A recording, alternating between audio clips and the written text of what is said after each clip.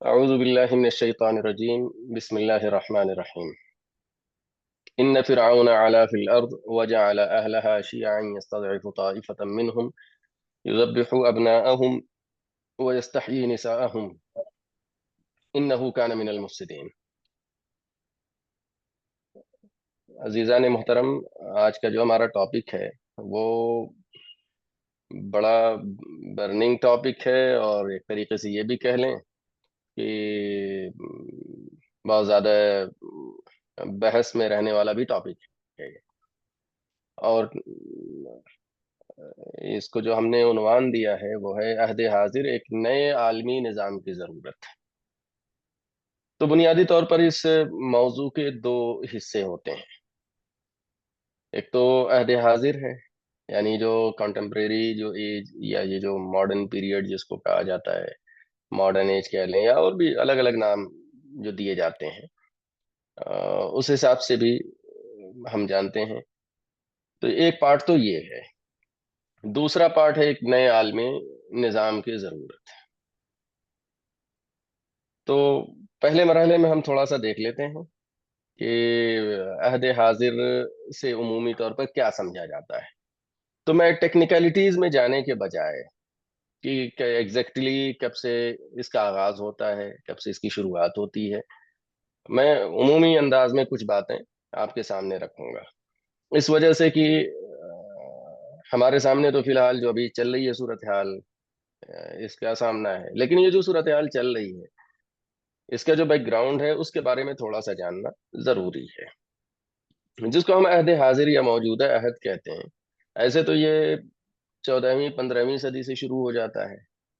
بعض لوگ اس کو 12ویں صدی میں بھی لے کر کے چلے جاتے ہیں، جب انگلینڈ میں بادشاہت کے سائے میں رہتے ہوئے لوگوں کو کچھ آزادیاں ملیں ووٹ وغیرہ کے سلسلے میں، اور پھر اس کے بعد دیگر اور چیزوں کے مطالبات ہوتے گئے، اور اونچی سطح پر یا کہہ لیں کہ سائنسدانوں اور پڑھے لکھے لوگوں کے درمیان جو بحثیں چلیں، اور پھر اس کے نتیجے میں سائنس اور چرچ کے بیچ میں پوری جو کلیش چلی ہے، یہ سب کے سب انقلاب فرانس سے پہلے تک مخصوص لوگوں کے درمیان ہوتی ہے. ایک خاص طبقہ ہوتا ہے عوامی سطح پر، وہ افکار و نظریات جن کی بنیاد پر آگے چل کر کے ایک نئے نظام کی تشکیل ہوئی یا اس کے لیے راہ ہموار ہوئی، انقلاب فرانس سے پہلے تک یہ مخصوص لوگوں میں جو ہے وہ بحث کا موضوع ہوتا ہے. اور ان مخصوص لوگوں میں بھی پھر وہ کلیش ہوتی تھی کہ جن سائنسدانوں کے یا علماء بھی کہہ سکتے ہیں تھوڑا سا اس کی اگر اس کے ٹرانسلیشن اگر کر کے کہا جائے، لیکن سائنسدان کہنا زیادہ بہتر ہوگا تاکہ کسی کو غلط فہمی نہ ہو علماء کہنے میں. تو سائنسدانوں اور چرچ کے بیچ میں جو اختلافات رونما ہوئے، اور اس کے بعد پھر آگے چل کر کے جو یورپ میں بدحالی وغیرہ رہی، جو معاشرے میں مختلف طرح کی تباہی وغیرہ کا معاملہ رہا، اور آگے چل کر کے انقلاب فرانس جو ہے وہ 1779 میں جو ہے وہ آتا ہے، اور اس کے بعد پھر وہاں انتشار کی کیفیت بنتی ہے، اور اس سے انتشار کی کیفیت میں نیپولین بوناپارٹ جو ہے وہ سامنے آتا ہے.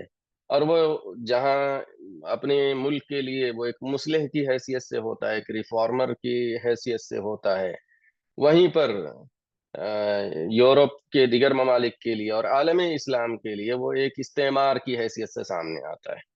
چنانچہ 1797 میں 1797 میں یہ باقاعدہ مصر پر حملہ کرتا ہے، اور مصر پر مکمل اس کا قبضہ ہوتا ہے، اور 5 سال تک اس کا قبضہ یعنی فرانس کا وہاں پر جو ہے وہ قبضہ رہتا ہے.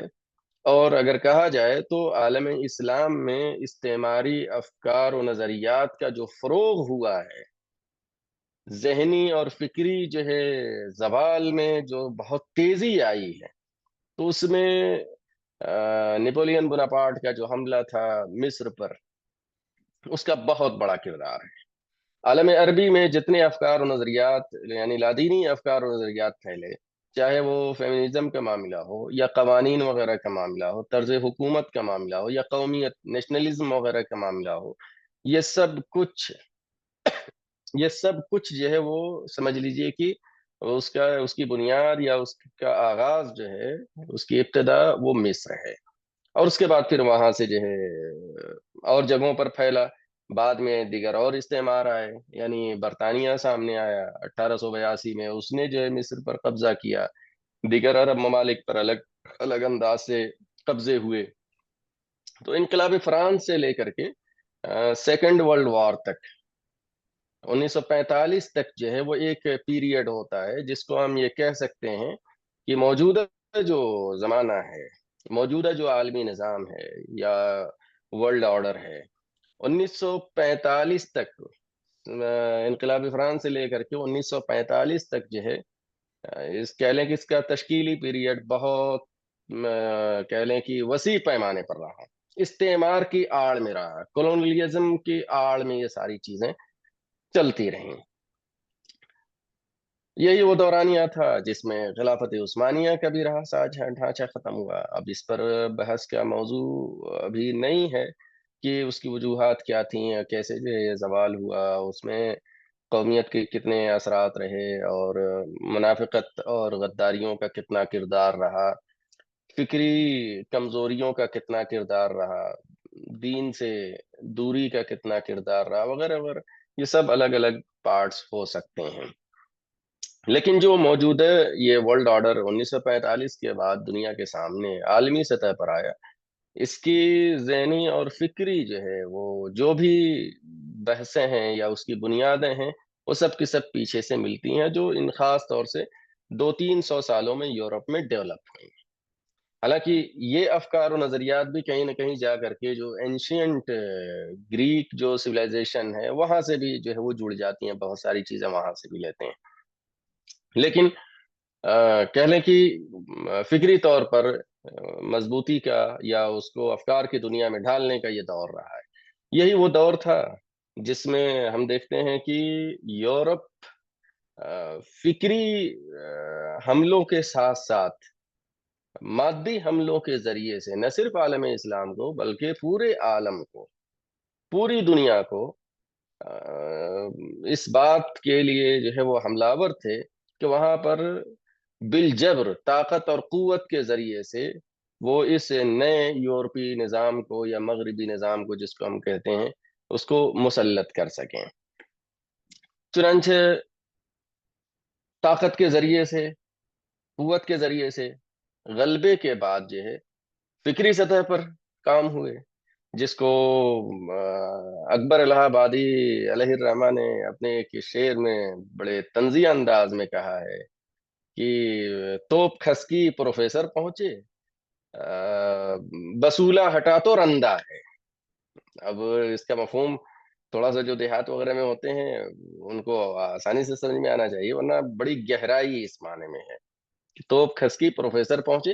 پہلے توپ کے ذریعے سے، جنگوں کے ذریعے سے قبضہ کیا جاتا ہے، اور قبضے کے بعد اس قبضے کو استحکام دینے کے لیے اور اس کو ایک عالمی استعمار یا نظام سے جوڑنے کے لیے فکری طور پر ایک ایسے گروپ کی ضرورت ہوتی ہے جو محکوموں کو، غلاموں کو اس بات پر قناعت کروا سکیں کہ بھائی یہ جو کچھ بھی ہے اسی میں تمہاری ترقی ہے۔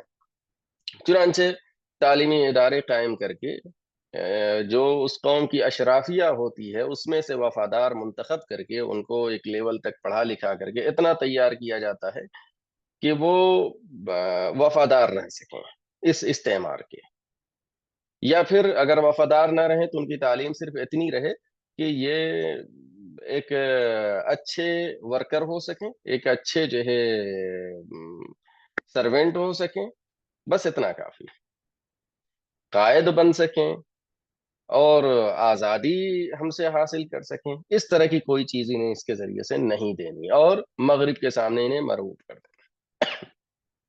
تو ایک تو یہ طریقہ ہوتا تھا ان کا، جس کو ہم بھارت میں بھی دیکھ سکتے ہیں کہ کس طریقے سے انگریزوں نے اس طرح کے افراد تیار کیے۔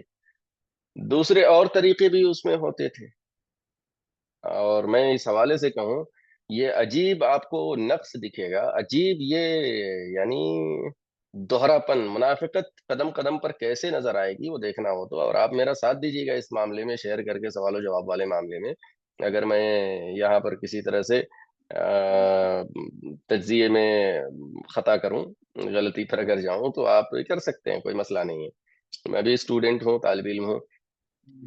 ایک طرف تو یورپ میں چرچ اور سائنس کی یہ خطرناک لڑائی، اور انقلاب فرانس کے بعد بالکل چرچ کا کردار ہی جو ہے سماج سے ختم کر دیا گیا، اور سیکولرزم کا جو پورا کا پورا وہاں سے آغاز ہوا اور اس کا عروج ہوا، اس میں تو دین کے لیے کوئی جگہ نہیں بچی، چرچ کو بس یعنی خدا کو چرچ میں بند کر دیا گیا۔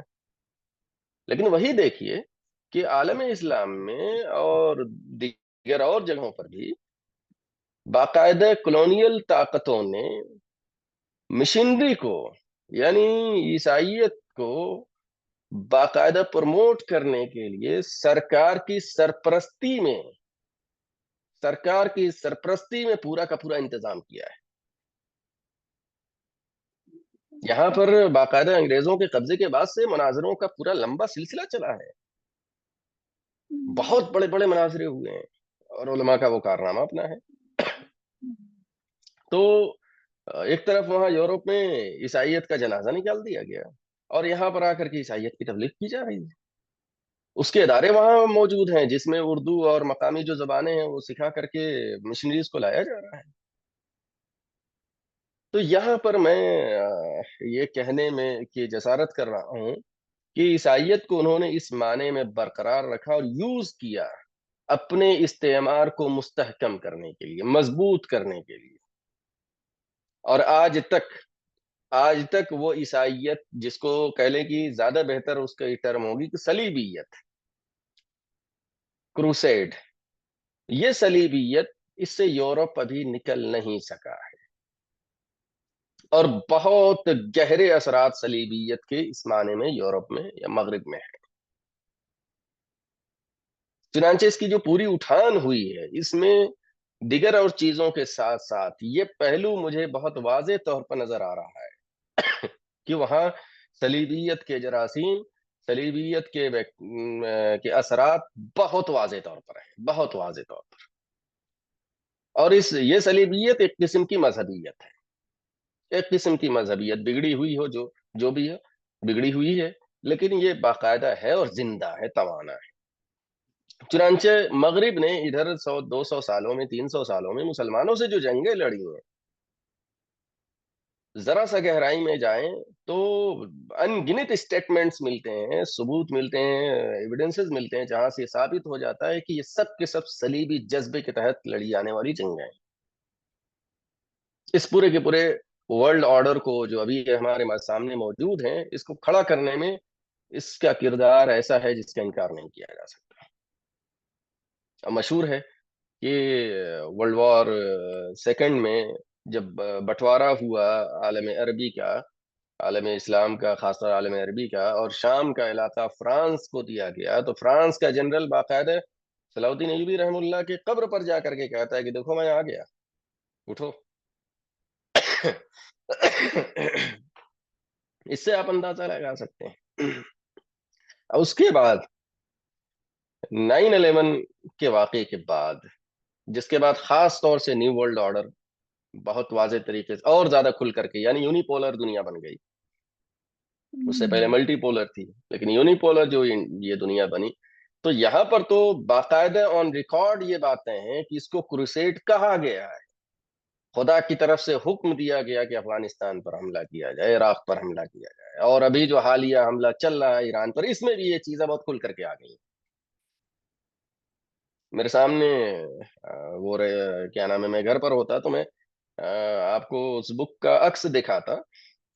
باقاعدہ جو ہے امریکہ کا ایک بہت بڑا اس ٹائم جو ہے وہ لیونگ پرسن ہے، جس نے ایک بک لکھی ہے، دا ہسٹری آف جہاد، رابرٹ اسپینسر کی یہ بک ہے، دا ہسٹری آف جہاد فرام محمد ٹو ISIS، تقریباً 400 سے 450 پیجز کی یہ بک ہے، اور بک کیا ہے؟ پورا زہر ہے، پورا زہر جہاد کے نام پر۔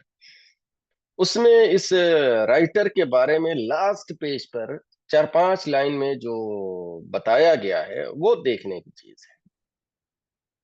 رابرٹ اسپینسر کے بارے میں اس میں لکھا ہوا ہے کہ یہ وہ فرد ہے جو امریکن سیکیورٹی اداروں میں امریکن سیکیورٹی اداروں میں، چاہے وہ ایف بی آئی ہو، کہہ لیں کہ دیگر اور مسلح افواج ہوں، انٹیلیجنس ادارے ہوں، سیکیورٹی کے جتنے ادارے ہوں، ان اداروں میں سیمینارز، سمپوزیمز، مختلف طرح کے اور پروگرامز، ورکشاپس یہ کرواتا ہے. اور بنیادی یہ بات ہوتی ہے کہ امریکن سیکیورٹی اداروں کے لوگوں کو یہ بتایا جائے کہ دنیا بھر میں وہ جو لڑنے جا رہے ہیں تو کن سے لڑنے جا رہے ہیں. اور اس میں مذہبی فیکٹر بہت واضح طریقے سے ڈالا جاتا ہے ان کے اندر، لیکن دنیا کے سامنے اس کو دوسرے انداز سے پیش کیا جاتا ہے. تو خیر، یہ جو میں تھوڑا سا اس کو اس وجہ سے بتا رہا تھا کہ یہ پہلو ہمارے یہاں سے اوجھل ہے، اور یہ کہا جاتا ہے کہ یہ مذہبی عضوی جنگ، اس کا دین سے کوئی تعلق نہیں. یہ میں اس سے شدید اختلاف کر رہا ہوں کہ جو لوگ یہ کہہ رہے ہیں وہ ان کی بات جو ہے وہ درست نہیں ہے. خیر، یہ تو میں تھوڑا سا ہسٹوریکل انداز سے کچھ چیزیں آپ کے سامنے رکھ رہا تھا، متفرق انداز میں. جو جدید مغربی تہذیب ہے، جب ہم اس کی بنیاد میں جاتے ہیں کہ وہ بنیادیں کیا ہیں جس پر یہ تہذیب کھڑی ہے، اس بنیاد کو سمجھنا بہت ضروری ہے. کیونکہ جب تک یہ بنیاد کلیئر نہیں ہوگی، یہ سمجھ میں نہیں آئے گا کہ اصل مرض ہے کیا. اور اس کے بالمقابل اس نئے عالمی نظام کی جس کی ہم بات کرنے جا رہے ہیں، اس کی بنیادیں کیا ہوں گی وہ آپ پیرلل میں سمجھ جائیں گے، یا میں اشارتاً بتا دوں گا اس کو. جدید مغربی تہذیب کی جو پہلی بنیاد ہے، پہلی بنیاد، ان بنیادوں کا جاننا اس وجہ سے بھی ضروری ہے تاکہ جو ٹکراؤ ہے، جو کلیش ہے، وہ بھی کلیئر ہو، اور پھر اس کے جو نتائج اور جو ریزلٹس ہیں وہ بھی کلیئر ہو جائیں. پہلی بنیاد ہے فطرت پرستی، جس کو نیچرلزم کہا گیا ہے. اب یہ فطرت پرستی ہے کیا؟ یہ نیچرلزم ہے کیا؟ بڑا مسئلہ اس ورڈ کے ساتھ ہے. گریک سویلائزیشن میں یا اینشینٹ گریک فلسفی میں نیچرلزم کچھ اور معنی میں آتا ہے. کہیں نہ کہیں اس میں مذہبیت کے اثرات ہوتے ہیں. میڈیول پیریڈ میں نیچرلزم کا مطلب مکمل مذہبیت ہوتا ہے، اور جب آ جاتے ہیں ماڈرن پیریڈ میں تو بالکل اپوزٹ مذہب کے. اور خیر، یہ ایک حقیقت ہے کہ اس نیچرلزم کی کوئی واضح اور ڈیفینٹ جو ہے وہ تعریف نہیں ہے جس کو کہا جا سکے کہ یہ نیچرلزم ہے، اس کی یہ ڈیفینیشن ہے. تاریخ کے اعتبار سے مختلف ادوار کے حساب سے اس کے مفہوم جو ہے وہ سمجھنے پڑتے ہیں. لیکن خیر، یہ نیچرلزم ایک طریقے سے فی الحال خدا کے اپوزٹ میں ایک پورا ہے. یہ کسی خدا ودا کا نہیں، یہ نیچر ہے، نیچرل لاز ہیں. اور یہ نیچرل لاز کیا کیا ہوتے ہیں، یہ اپنے آپ بنے ہوئے، ابھی آگے وہ بات آ جائے گی کہ اس میں پھر کیا کیا چیزیں آتی چلی جاتی ہیں. دوسرے نمبر پر جو دوسری بنیاد ہے اس جدید مغربی تہذیب کی یا اس موجودہ دور کی، وہ ہے تصور علم، جس کو ایپسٹیمولوجی کہا جاتا ہے. کہ موجودہ دور کی، عہد حاضر کی جو ہے وہ ایپسٹیمولوجی کیا ہے، ایپسٹیمولوجیکل جو ہے وہ بیسس کیا ہے. تو صاف صاف بات ہے کہ یہ پورا کا پورا جو ہے، اس کو ایک ورڈ میں کہا جائے تو یہ سائنس ہے. اور سائنس کس چیز کا نام ہے اگر کہا جائے اس وقت، تو یہ سائنس جو ہے 5 سینسز، اس کی بنیاد پر پھر ایکسپیریمنٹ، لیبورٹری میں جا کر کے ایکسپیریمنٹ کرنا، اور ایکسپیریمنٹ کے نتیجے میں جو رزلٹ سامنے آئے وہی ہے. یہ سورس ہے، حواس جس کو کہا جاتا ہے. تو یہاں پر تصور علم پورا کا پورا جو ہے وہ سائنس آ جا رہا ہے. اب مجھے یہ بتانے کی ضرورت نہیں ہے، میں اتنا مان کے چل رہا ہوں کہ یہاں پر جتنے میرے بھائی اور بڑے لوگ ہیں کہ ہمارے یہاں تصور علم کیا ہے، ایپسٹیمولوجی جو ہے وہ کیا ہے اسلام میں. میں پوچھوں گا نہیں، میں مان کے چل رہا ہوں کہ معلوم ہے لوگوں کو. اسی کے ساتھ ساتھ یہ جو تصور علم ان کے ہاں سائنس کا معاملہ ہے، کہ تجربے اور مشاہدے سے بعد جو کچھ بھی ہے، یہ سب کے سب خیال ہے، ازمپشن ہے، خواب خیال اور افسانہ ہے. ازمپشن ہے، سپرسٹیشنز ہیں، یہ بس فرضی چیزیں ہیں، اس کے علاوہ کچھ نہیں ہے. تیسری چیز کہ اس کو اردو میں کہا جاتا ہے سبب مؤثر، اور انگلش میں کہا جاتا ہے ایفیشینٹ کاز. کیا ہے سادہ انداز میں اگر اس کو جانا جائے تو یہ ہے کہ زندگی اور کائنات کیسے وجود میں آئی.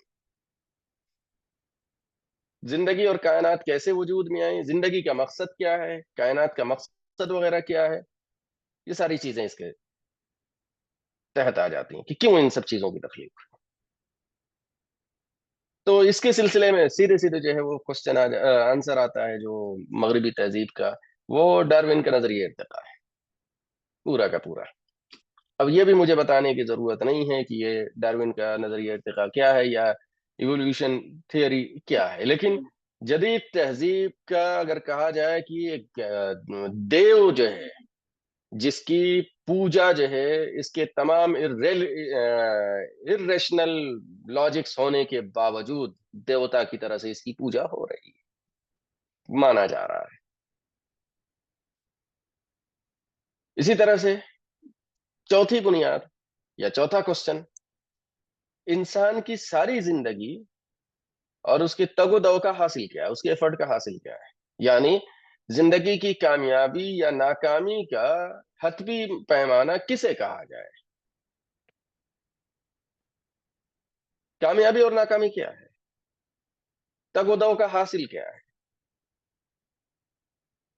تو بہت کھوج کریت کے بعد یہ ہوا کہ پروگریس، ترقی. پھر سوال اپنی جگہ پر، یہ ترقی کس چیز کا نام ہے؟ کب کہا جائے گا کہ آدمی یعنی پروگریس اس کو مل گئی، اس کو ترقی مل گئی؟ تو پھر اس کے بعد جو ایک اور چیز آئی، ایک اور آنسر دیا گیا کہ انسان کی زندگی کا حاصل اور زندگی وغیرہ کی جو قوانین وغیرہ دیگر چیزیں جو بنائے جاتے ہیں اس کا مقصد زیادہ سے زیادہ خوشیوں کا حصول، لذت کا حصول اور تکلیف سے حفاظت. انگلش میں اسی کو کہہ دیا جاتا ہے to maximise pleasure and minimise pain. یہ زندگی کا بنیادی مقصد میرے خیال سے. میرے خیال سے آپ لوگ جس دنیا میں زیادہ تر لوگ یہاں پر میرے سامنے ہیں وہ رہ رہے ہیں، ان کو بہت اچھے سے معلوم ہوگا کہ پلیجر کے لیے مغربی دنیا میں پریکٹیکل لیول پر کیا کیا چیزیں، کس کس طرح سے چیزیں دستیاب ہیں. اور یہ پوری جو کلاس ابھی آئی ہے سامنے، ایبسٹینین کلاس آئی ہے، اس کو ایک جملے میں کہا جائے تو یہ پلیجر کلاس، یعنی لذت پرست، ہوس پرست. کون سے الفاظ ان کے لیے ادا کیے جائیں سب کے سب ہلکے محسوس ہوتے ہیں. یہ سب اسی کا نتیجہ ہے کہ یہ ان کا مقصد ہی زندگی ہے، زندگی کا حاصل. اتنا سب کچھ کمایا ہے، اتنی اس دنیا بھر کی ساری چیزیں ہیں، تو دل یعنی ایک لذت حاصل کرنے کے لیے انسان کی طبیعت میں اتنا بگاڑ آ جائے، اتنا بگاڑ آ جائے ایمان سے محرومی کے نتیجے میں، جس کا کہ جانور سے بھی نیچے چلا جائے. مجھے نہیں معلوم، مجھے نہیں معلوم، آپ لوگوں کو اگر معلوم ہوگا تو میری مدد کریے گا کہ دنیا میں شاید کوئی مخلوق ہو، شاید کوئی ایسی مخلوق ہو جو اپنے جنس ہی کا گوشت کھاتی ہو یا خون پیتی ہو. یعنی جانوروں میں شیر اگر ہے تو شیروں کا جو گروپ ہوتا ہے وہ آپس میں ایک دوسرے پر اٹیک نہیں کرے گا، ایک دوسرے کے جو ہے وہ گوشت اور خون سے پیٹ نہیں بھرے گا. چیتوں کا ہے تو چیتے جو ہے اپنے جنس، اپنے جو کیٹیگری کے جو ہیں ان پر حملہ نہیں کریں گے. کتے جو ہے وہ ایک دوسرے کے گوشت کو نہیں کھائیں گے. ہاں ان کی آپس کی لڑائی وڑائی ہونا ایک الگ چیز جو ہم دیکھتے ہوں گے ڈسکوریز وغیرہ میں یا جگہوں پر. تو لیکن وہ ایک مخلوق جس کو کرمنا بنی آدم کہا، اشرف المخلوقات کہا، یہ جب گرتی ہے تو اپنے جیسے انسانوں کا خون بھی پیتی ہے، اپنے جیسے انسانوں کا قتل کرنا تو زمانے سے وہ شعار رہا ہے، اپنے جیسے لوگوں کا گوشت بھی کھاتی ہے۔ ہم نے قرآن مجید میں بنی اسرائیل اور فرعون کی کشمکش میں جگہ جگہ پڑھا ہے کہ یذبحون ابناءہم ویستحیی نساءہم، کہ فرعون بنی اسرائیل کے بچوں کو قتل کرتا تھا، ان کی خواتین کو زندہ رکھتا تھا۔ کیوں زندہ رکھتا تھا؟ ہوس پرستی کے لیے، لذت پرستی کے لیے۔ قرآن مجید کہیں یہ نہیں کہتا ہے کہ قتل کر بھی دیتے، یعنی خواتین کو قتل کر کے کھا بھی جاتے رہے، بچیوں کو قتل کر کے کھا بھی جاتے رہے۔ اور اس عہد حاضر کا میں جو اس کے علمبردار ہیں، ان کی جو ذہنیت ڈیولپ ہوئی ہے، یہ جنگ کرتے ہیں تو جنگ کا آغاز بچیوں کے اسکول پر بمبارڈمنٹ سے کرتے ہیں۔ ایک پولیٹیشین کا وہ اسٹیٹمنٹ تھا کہ وہ بیسٹ ہے جو یا تو بچیوں کو بمباریوں میں قتل کرتا ہے، یا پھر جو ہے وہ ان سے اپنی ہوس مٹا کر کے ان کو قتل کرتا ہے۔ خیر، یہ اس تہذیب کی بنیادوں میں سے ہے، یعنی یہ چار جو بنیادیں آپ کے سامنے رکھی گئی ہیں، چار جو بنیادیں رکھی گئی ہیں، ان چاروں کا نتیجہ جو آنا چاہیے تھا وہ سامنے ہے۔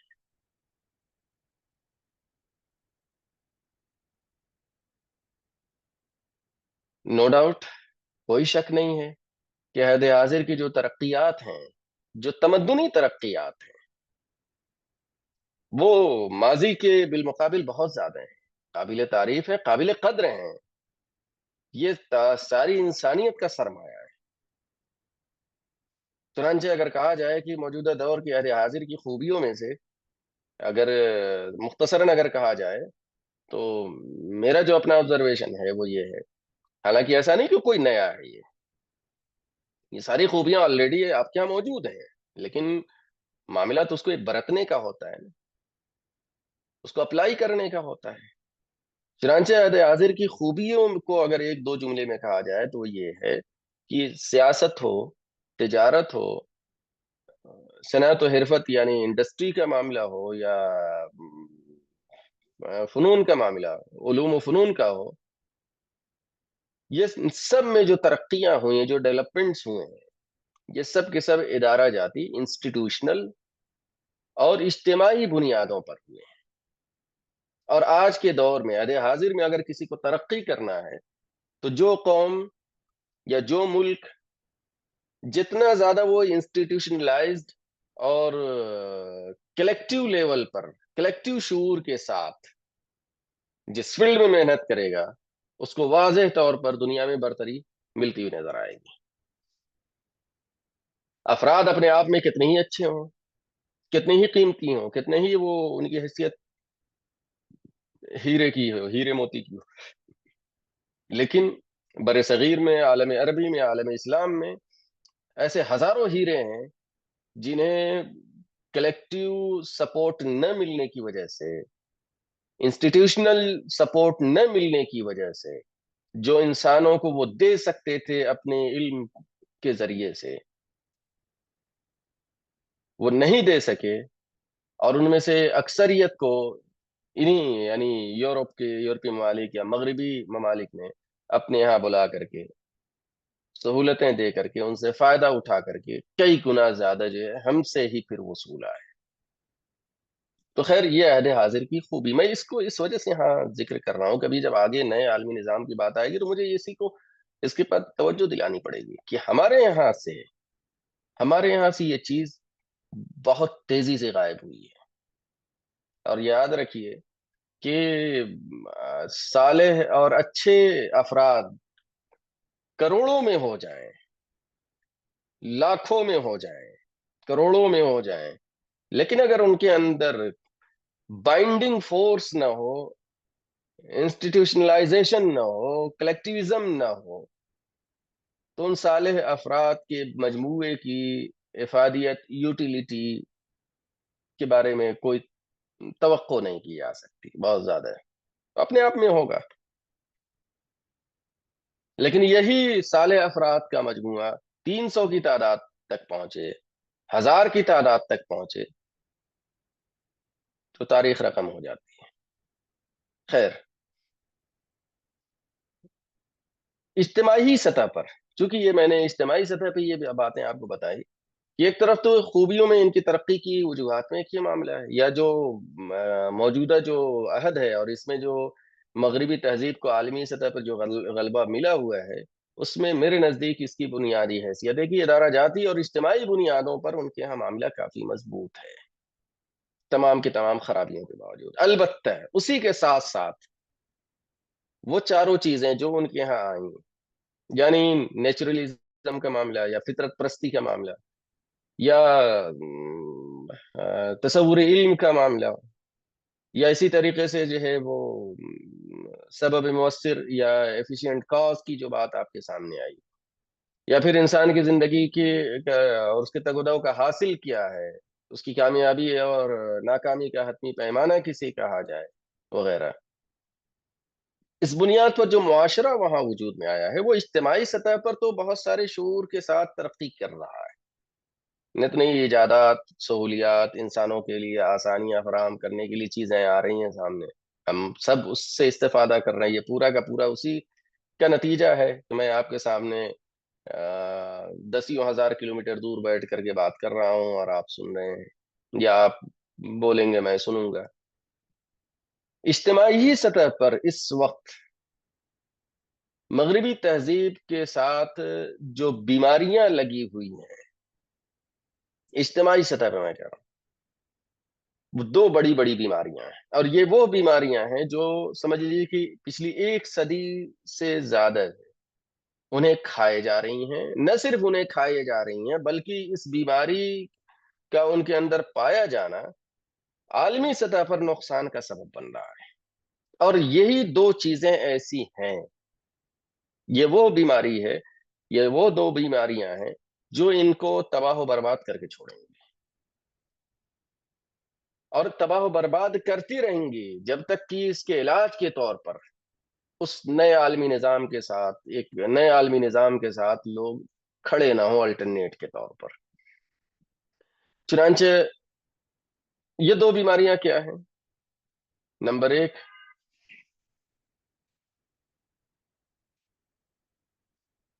خاندانی نظام کی تباہی، خاندانی نظام کی تباہی، اور خاندانی نظام میں بھی خاص طور سے نسلوں کی تباہی. یورپ میں آبادیاں بڑی تیزی سے کم ہو رہی ہیں. جو ممالک جتنے ترقی یافتہ ہیں، ڈیولپمنٹ کے انڈیکس میں جو جتنے اوپر ہے، اس کے ہاں برتھ ریٹ اتنا ہی زیادہ کم ہے.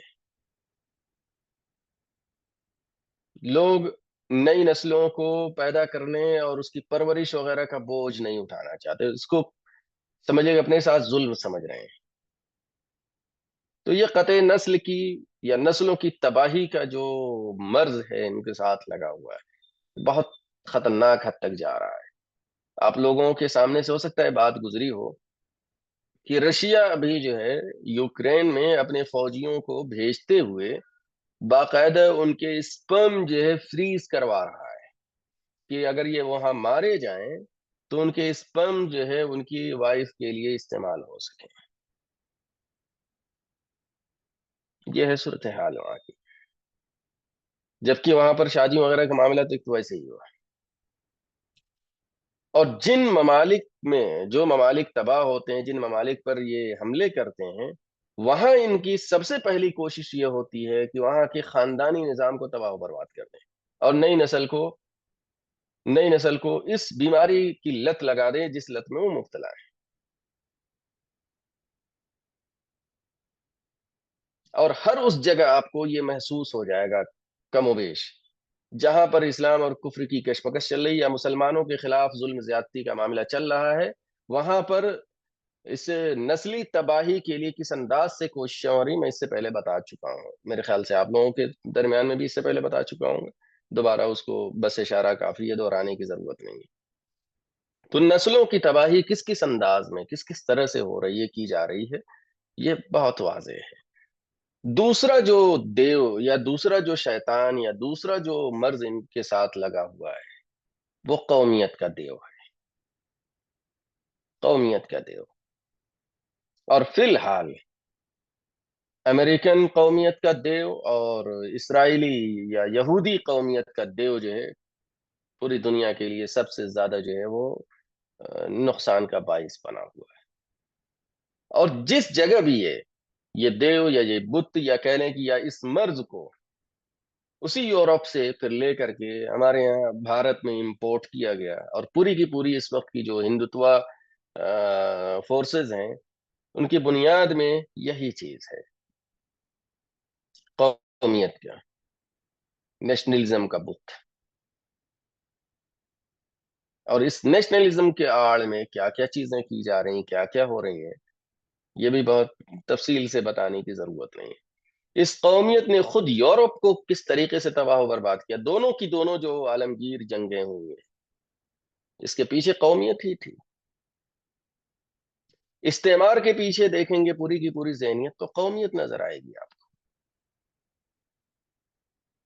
یہ قومیت دور حاضر کا جو ہے سب سے بڑا جو ہے وہ مرض ہے. ان تازہ خداؤں میں وطن سب سے بڑا ہے، جو پیرہن اس کا ہے وہ مذہب کا کفن ہے. یہ بڑی بہت مشہور جو ہے یہ شعر پڑھا جاتا ہے اور لوگ جانتے بھی ہیں. اب یہاں پر یہ تو میں نے تھوڑا سا عہد حاضر کے تناظر میں باتیں کی، تھوڑا سا یہیں پر اور بھی میں 1945 کے بعد سے جو چیزیں عالمی سطح پر ڈیولپ کی گئیں وہ بھی قابل ذکر ہیں. 1919-20 کے آس پاس میں لیگ آف نیشنز کے ذریعے سے کوششیں ہوئیں، وہ ناکام ہوئی. اس کے بعد 1945 میں یونائٹڈ نیشن کے نام سے جو ہے آرگنائزیشن سامنے آئی.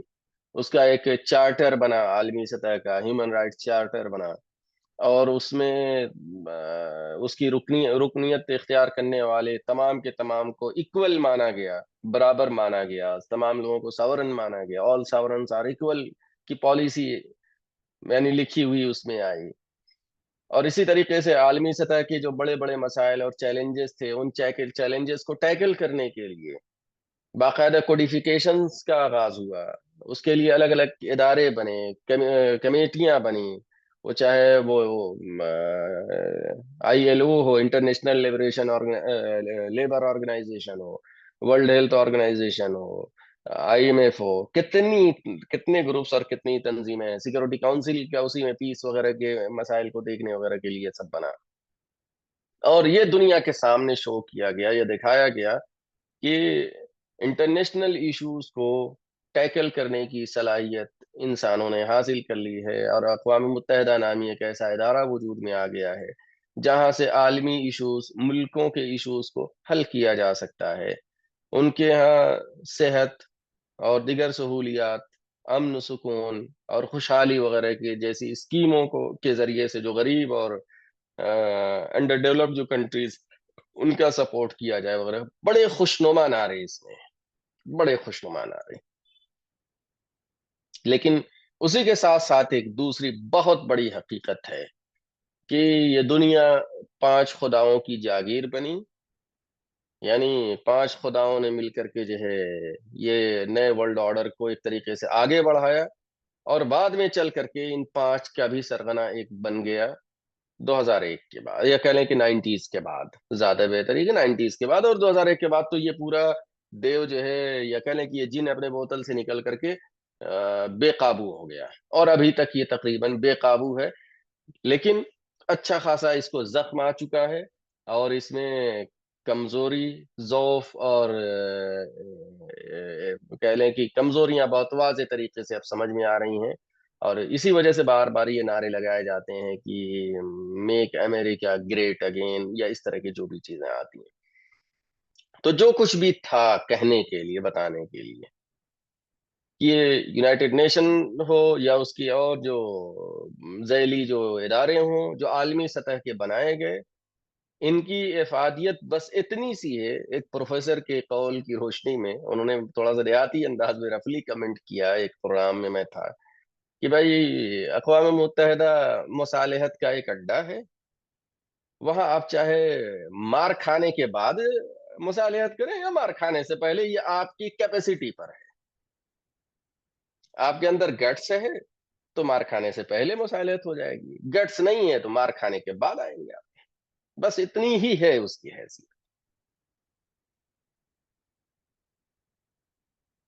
تو یہ پورا کا پورا جو ورلڈ آرڈر اس وقت ہے سامنے، یقیناً اس کی پشت پر جو ہے بہت کچھ ترقیات ہیں، مغربی تہذیب کی جو ہے وہ تحقیقات، انکشافات، ایجادات، یہ سب کچھ ہیں، اس سے کوئی انکار نہیں ہے، اور یہ تاریخ کا ایک تسلسل، ایک چین ہے۔ کوئی بھی آئے گی قوم، کوئی بھی نظریہ آئے گا، ایسا نہیں ہوگا کہ اب تک کی جو تحقیقات ہیں، یا مثال طور پر یہی لیپ ٹاپ ہے، اس کو اٹھا کر کے ڈسٹ بین میں ڈال دیں گے، نہیں، اس سے اور ایڈوانس، اس سے اور آگے لے کر کے ہو جائے گی۔ لیکن جو زندگی کے بنیادی پرنسپلز ہیں، یعنی اس جو آئیں گے، یا وہ جو تہذیب ہوگی، اس تہذیب کے جو بنیادی پرنسپلز ہوں گے وہ الگ ہوں گے، اس کے نتیجے میں ترقیات نہیں رکیں گی، ترقیات بڑھیں گی، لیکن زندگی کے سانچے بدلیں گے، اور اس کے نتیجے میں نتائج جو عوام کے سامنے دنیا میں آئیں گے وہ بالکل الگ آئیں گے، بالکل الگ آئیں گے۔ چنانچہ یہیں پر میں آپ سے کہوں، یعنی وہ ایک نئے عالمی نظام کی ضرورت کے تحت، کہ جو اس وقت بالکل تیزی سے کولیپس ہو رہا ہے، ہو چکا ہے، یہ میں تو یہ کہہ رہا ہوں کہ یہ ہو چکا ہے، یونائٹڈ نیشنز کی کوئی اوقات اور کوئی وقت نہیں رہ گئی ہے، وہ کچھ بھی بیان دیتے رہیں کوئی مطلب نہیں، اور ضرورت ہے کہیں نہ کہیں۔ تو یہیں پر یعنی اگلے اس پر جانے سے پہلے، جو اس وقت عالمی سطح پر وشو گرو بننے کا دعویٰ کرنا چاہتے ہیں، یا جو یہ کہتے ہوئے نظر آتے ہیں، کیا ان کے اندر یہ اوقات ہے، یہ صلاحیت ہے کہ وہ بن سکتے ہیں؟ مثال کے طور پر ایک ایگزامپل دی جاتی ہے چائنا کی، کیا چائنا واقعتاً اس پوزیشن میں ہے کہ وہ عالم انسانی کی قیادت کر سکتے؟ نو ڈاؤٹ اس کی سائنٹیفک ترقیات بہت زیادہ ہیں، ایجادات میں اس کا مقابلہ کون کرے گا؟ امریکی اور انڈین مارکیٹس بھری پڑی ہیں، اس کے بغیر ہم لوگ شاید ٹیکنالوجی کا مطلب بھی نہ سمجھ پائیں، وہ اتنی آسانی سے ہم تک آ گئی، لیکن ٹیکنالوجی کی بنیاد پر فقط، اونلی ٹیکنالوجی، اونلی ایجادات، نئی نئی چیزوں کا بنانا، یہ عالمی قیادت کے لیے کوئی بنیاد نہیں ہے، یہ ایڈیشنل چیزیں ہیں، اصل تو وہ سوچ اور فکر ہے، وہ نظریہ ہے، وہ کنسپٹ ہے، اور وہ نظریہ یا وہ تہذیب جو یہ چار سوال اور اس کے جوابات جب تک نہیں دے گی، یا اس کی بنیاد پر کچھ دکھائے گی نہیں، تب تک جو ہے وہ قابل قبول، قابل تسلیم دنیا کے سامنے نہیں ہو پائے گی۔ یہ جو چار آپ کے سامنے رکھی گئی ہیں، ہر تہذیب میں ان چار چیزوں پر سوال ہوتا ہے۔ تو چائنا کی اگر بات کی جائے تو اس کے آج تک اس کے یہاں سے کوئی اس طرح کی فکری چیز دنیا کے سامنے نہیں ہے جو قابل بحث ہو، اکیڈمک لیول پر اس پر ڈسکشن ہو رہا ہو، ایسی چیزیں عربی میں، انگلش میں، اور ہو سکتا ہے کچھ ہو، لیکن اس لائق تو نہیں ہے کہ لوگوں کی توجہ حاصل کر سکے۔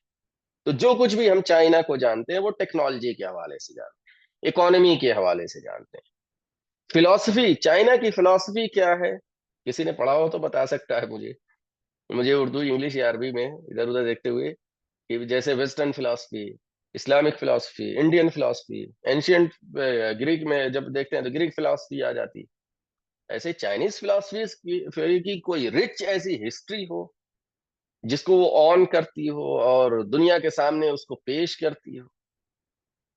نہیں۔ تو mayor on the base of technology there will be no power or group or nation could be a world order، یہ ممکن نہیں۔ دوسری طرف ایک دعوے دار ہمارے یہاں ہے، اور کیا خوب دعوے دار ہیں، وشو گرو بننے کے دعوے لے کر کے کھڑے ہوتے ہیں کہ دنیا میں پہلا انسان جو آیا وہ یہیں پر آیا، وغیرہ وغیرہ، جو بھی چیزیں ہیں، کہیں نہ کہیں صداقت ہے کہ سری لنکا میں حضرت آدم آئے۔ लेकिन हजरत आदम का जो कंसेप्ट था वो कहाँ है उनको मालूम, वो तो भूले हुए हैं। और कौन सा कंसेप्ट लेकर के चल रहे हैं, वो जात बिरादरी का है। और वो ऐसा कि तमाम चीजों के बावजूद आज भी नहीं निकल सका उनकी। और कौमियत, भारतीय कौमियत, अखंड भारत, इस नारे के साथ आप आलमी क्यादत कर सकते हैं। और आपके पास तो कोई ऐसी एग्जाम्पल भी नहीं है कि जिसको आप हिंदुइज्म कह रहे हैं, हिंदुइज्म की बुनियाद पर, या जो हिंदू फिलॉसफी है उसमें बुद्धिज्म को हटा दीजिए थोड़ा सा, कभी तारीख में ये तो इंसानों को जोड़ ही नहीं पाई। हमेशा तो, जब कभी भी इन लोगों की हुकूमतें रही तो हमेशा तो इंडिया खंड खंड रहा है, राजे महाराजों के खंड उसमें रहा है। और अगर कभी इत्तेहाद हुआ है या आलमी सतह पर इसका कोई नाम हुआ है किसी भी एतबार से, तो ये या तो बुद्धिस्टों के दौर में हुआ है, अशोक के दौर में, या फिर औरंगजेब मुसलमानों के दौर में आकर हुआ है। तो कहने बोलने के लिए तो ठीक है, लेकिन प्रैक्टिकल लेवल पर उसके यहाँ भी ये जो चार बुनियादी जो आपके सामने क्वेश्चंस रखे गए हैं, उन क्वेश्चंस के जो जवाबात उनके यहाँ मिलते हैं, उन जवाबात में ये दमखम नहीं है, चूंकि ये खुद अपने आप में इतने बड़े बड़े ये सब टॉपिक्स हैं कि डिटेल में जाने का मौका नहीं है। वरना बहुत तफसील से अगर इस पर बातें हों तो डिबेट के अंदाज में, डिस्कशन के अंदाज में, दीगर और अंदाज में भी इस पर बातें हो सकती हैं। कि जब वो एक नए वर्ल्ड ऑर्डर की तश्कील की तरफ मामला जाएगा तो बहुत सारे दावेदार खड़े होंगे, हो सकता है लेकर के आए। लेकिन फिलहाल इस मौजूदा जो चरमराता हुआ वर्ल्ड ऑर्डर है, इसके रिप्लेसमेंट के तौर पर अब तक तो दावा वगैरह नहीं आया है किसी का। कहने के लिए विश्व गुरु तो हैं, लेकिन कोई रिटेन फॉर्म में, डिस्कशन के फॉर्म में कुछ इस तरह की चीजें नहीं है। इस एतबार से तो यहाँ गवर्नमेंट की सतह पर इस बहस का मौजूद, या कौम की सतह पर बहस का वो नहीं, चंद लोगों के बयानात है। अब यहाँ पर मामला आता है इस्लाम का, और ये हमारे ईमान और दीन के हिस्सा होने के साथ साथ थोड़ा सा हमें रीजनिंग की बुनियादों पर, लॉजिकल बुनियादों पर भी हमें गौर करना चाहिए, सोचना चाहिए। और ये बात बिल्कुल वाज़ेह तौर पर रहनी चाहिए कि किसी भी आलमी निज़ाम के लिए ज़रूरी है कि उसके उसूल ज़वाबित, उसकी कवानीन आलमी और आफाकी हों। नीज इन उसूलों में सबको लेकर चलने की सलाहियत हो, सबको लेकर के चलने की सलाहियत हो। यहीं पर मैं एक और फर्क जरा सा बता देता हूं आप लोगों के सामने रहे। ये मौजूदा जो वर्ल्ड ऑर्डर है, इसको रूल्स बेस्ड इंटरनेशनल ऑर्डर भी कहा जाता है। मेरे ख्याल से ये फर्क मालूम होगा। कॉन्स्टिट्यूशन, लॉ और रूल में फर्क क्या होता है। कॉन्स्टिट्यूशन या लॉज ये पार्लियामेंट्स बनाती हैं। आज के दौर में देखें, रूल्स जो होते हैं ये पार्लियामेंट्स नहीं बनाती, ये इदारे बनाते हैं रोजमर्रा के कामों को चलाने के लिए।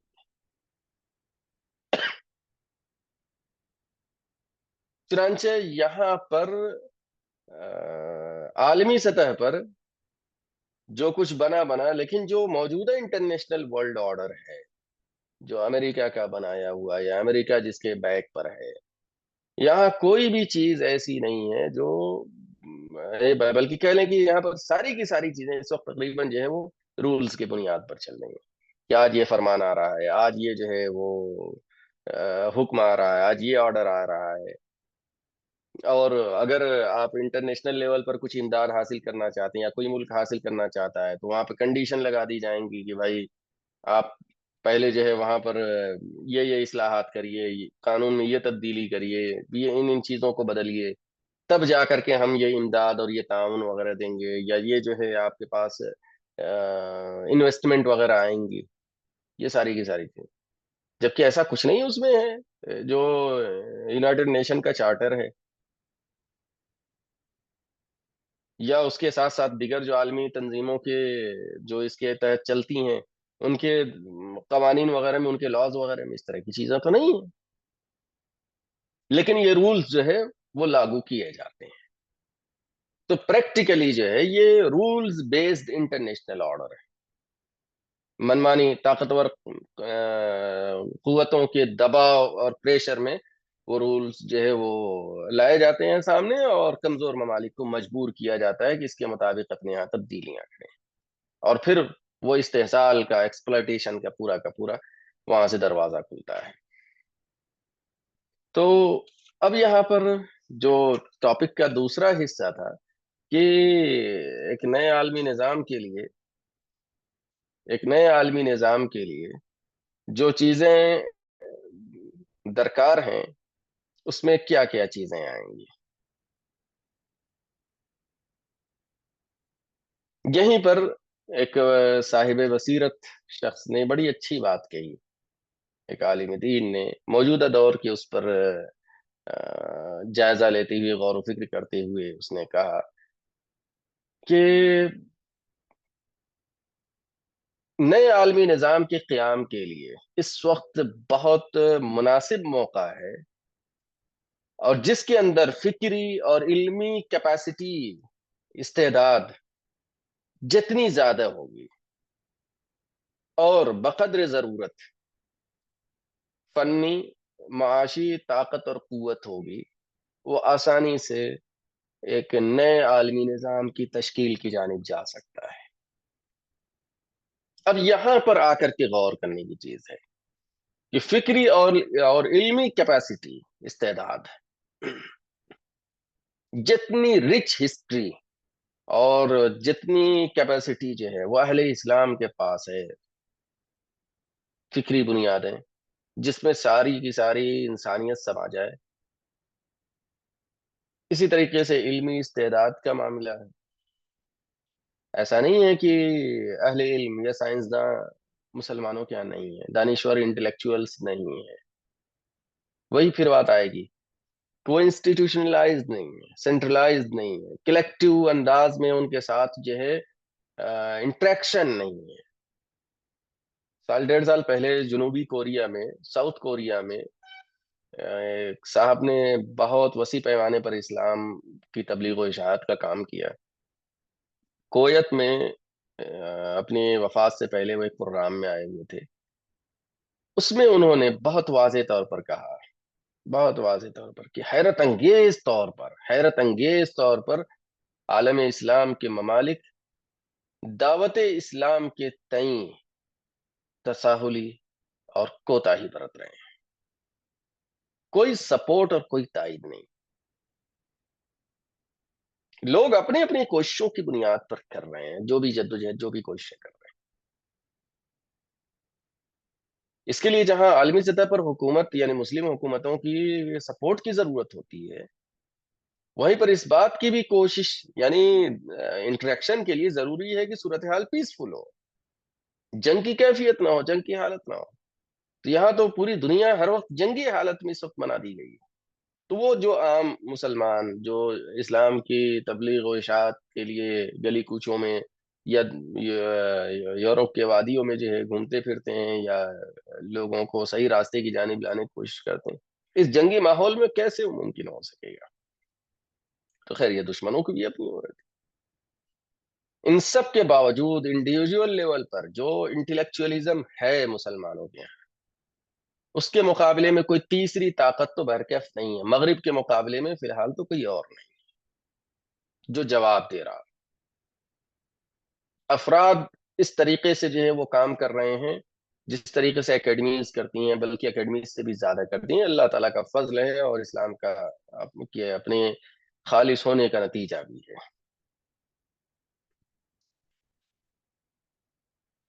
اس حوالے سے اب میں یہاں پر آ رہا ہوں کہ عالمی نظام ایک ورلڈ آرڈر کی تشکیل کے لیے جو بنیاد ہمارے یہاں ہوگی، یا کہہ لیں کہ جو اسلام کے تناظر میں جو وجوہات بن سکتی ہیں، پہلے نمبر پر اس میں جو چیز آتی ہے وہ ظاہر سی بات ہے ایک خدا کو تسلیم ہے. یہاں نیچرلزم کا یا فطرت پرستی کا کوئی مقام نہیں ہوگا. یہیں سے وہ انسانوں کے لیے سانچہ، ایک درست سانچہ جو ہے وہ سامنے آئے. ٹھیک ہے، اس حوالے سے ایک اور چیز بھی ہے کوئی ماننا چاہے مانے، نہ ماننا چاہے نہ مانے، لیکن جو لوگ مان رہے ہیں ان کا رویہ طے کرے گا، پیش تو وہ کریں گے نا، اس ورلڈ آرڈر کو تو وہ سامنے لے کر کے آئیں گے نا، وہ ایک خدا کو تسلیم کریں، تمام انسانوں کو آدم کی اولاد مانیں، ٹھیک ہے، شناخت کے لیے مسلم غیر مسلم کا وہ فرق رہے گا، جزوی چیزوں میں کچھ چیزیں میں اور بھی فرق رہے گا، لیکن ایک ملک کا حصہ ہونے کے ناطے، عالمی ایک نظام کا حصہ ہونے کے ناطے، ان کے جو شہری حقوق ہوں گے، ان کے جو مذہبی حقوق ہوں گے، ان کے جو معاشی حقوق ہوں گے، دیگر اور وہ سارے حقوق جو ایک مسلمان کے لیے دستیاب ہوں گے، وہ سب ان کے لیے بھی ہوں گے، بلکہ بعض معنوں میں تو ان کو زیادہ ملی ہوئی چیزیں ہوں گی۔ ایک مسلمان کو مختلف انداز سے جو ہے وہ ٹیکسز اور اپنی ذمہ داریاں ادا کرنی پڑیں گی ایک اسلامی ریاست میں یا اس ورلڈ آرڈر میں۔ اس کے برعکس ایک غیر مسلم کے لیے اس ریاست کے میں اپنی ذمہ داریاں بہت معمولی ادا کرنی ہوں گی، بہت معمولی، باقی ساری چیزوں میں آسان ہے۔ اور یہ کوئی ایسی چیز نہیں ہے جو دعویٰ کیا جا رہا ہے، جس کا ہوا میں جس کی بات کی جا رہی ہے، یہ تو پورا کا پورا ہمارے ساتھ 1200 سال کی پوری ایک رچ ہسٹری ہے۔ وہ روشن دور جو شروعات کا مثالی نمونے کا دور ہے، اس کو ہی میں صرف نہیں کہہ رہا ہوں، یہ 1200 سال یہ پوری اس دنیا میں مسلمانوں کا یہ دور رہا ہے، جہاں بتا دے کوئی کہ بچیوں کے وہ ہزاروں بچوں اور بچیوں کو جو ہے گردنیں مار دی گئی ہیں، بتا دے کوئی، یا کوئی ذرا بتا دے کہ جو ہے کوئی کلاس ایسی رہی ہو جو بچیوں کے ساتھ زیادتی بھی کرتی رہی ہو، اس کے ساتھ ساتھ انہیں جو ہے ان کا گوشت بھی کھا جاتی رہی ہو تو کوئی لے کر کے آئے تو سامنے، لوگوں کے رفاہی کام، لوگوں کی غربت وغیرہ کے خیال رکھتے ہوئے ان کی ترقی وغیرہ کے معاملات مقابلہ کر کے دیکھ لیں، کمپیریزن کر کے، ہمارے یہ زوال کی وجوہات دوسری ہیں، اور وہی چیزیں ہیں جو ہمیں عروج کی جانب لے کر کے آئیں گی، جس کی کوتاہی کی وجہ، جس کی جانب سے کوتاہی کی وجہ سے ہم اپنے وقت میں صاحب ثروت ہونے کے باوجود، طاقت اور قوت میں ہونے کے باوجود، وقت کی تقریباً بہت ساری ٹیکنالوجیز رکھنے کے باوجود، ہم زوال در زوال کا شکار ہیں۔ خیر، چوتھی جو چیز اس حوالے سے، تیسری جو چیز ہے کہ کیوں جو ہے وہ اسلام بن سکتا ہے، یہاں کسی قسم کا کوئی نسلی تفاخر نہیں ہے، نسل کی بنیاد پر، قومیت کی بنیاد پر تکبر کی کوئی بنیاد نہیں، لا شرقیہ لا غربیہ، الاسلامیہ الاسلامیہ، کوئی نسلی تفاخر نہیں، نہ عرب کو عجم پر، نہ عجم کو عرب پر، ہر اس نعرے کو رد کیا جائے گا جہاں سے کوئی نسلی تکبر یا تفاخر آئے گا۔ آپ ان چاروں چیزوں کو جو ادھر بنیاد بتایا گیا تھا، آپ یہاں پر اس کو رکھیے سامنے۔ چوتھی چیز جو میرے نزدیک جو ہے بہت اہم ہے، وہ ہے احساس جواب دہی، اور یہ احساس جواب دہی کہاں؟ اللہ تعالیٰ کے یہاں، اور اس احساس جواب دہی کی پشت پر نجات کا تصور، یعنی زندگی کا مقصد کیا ہے؟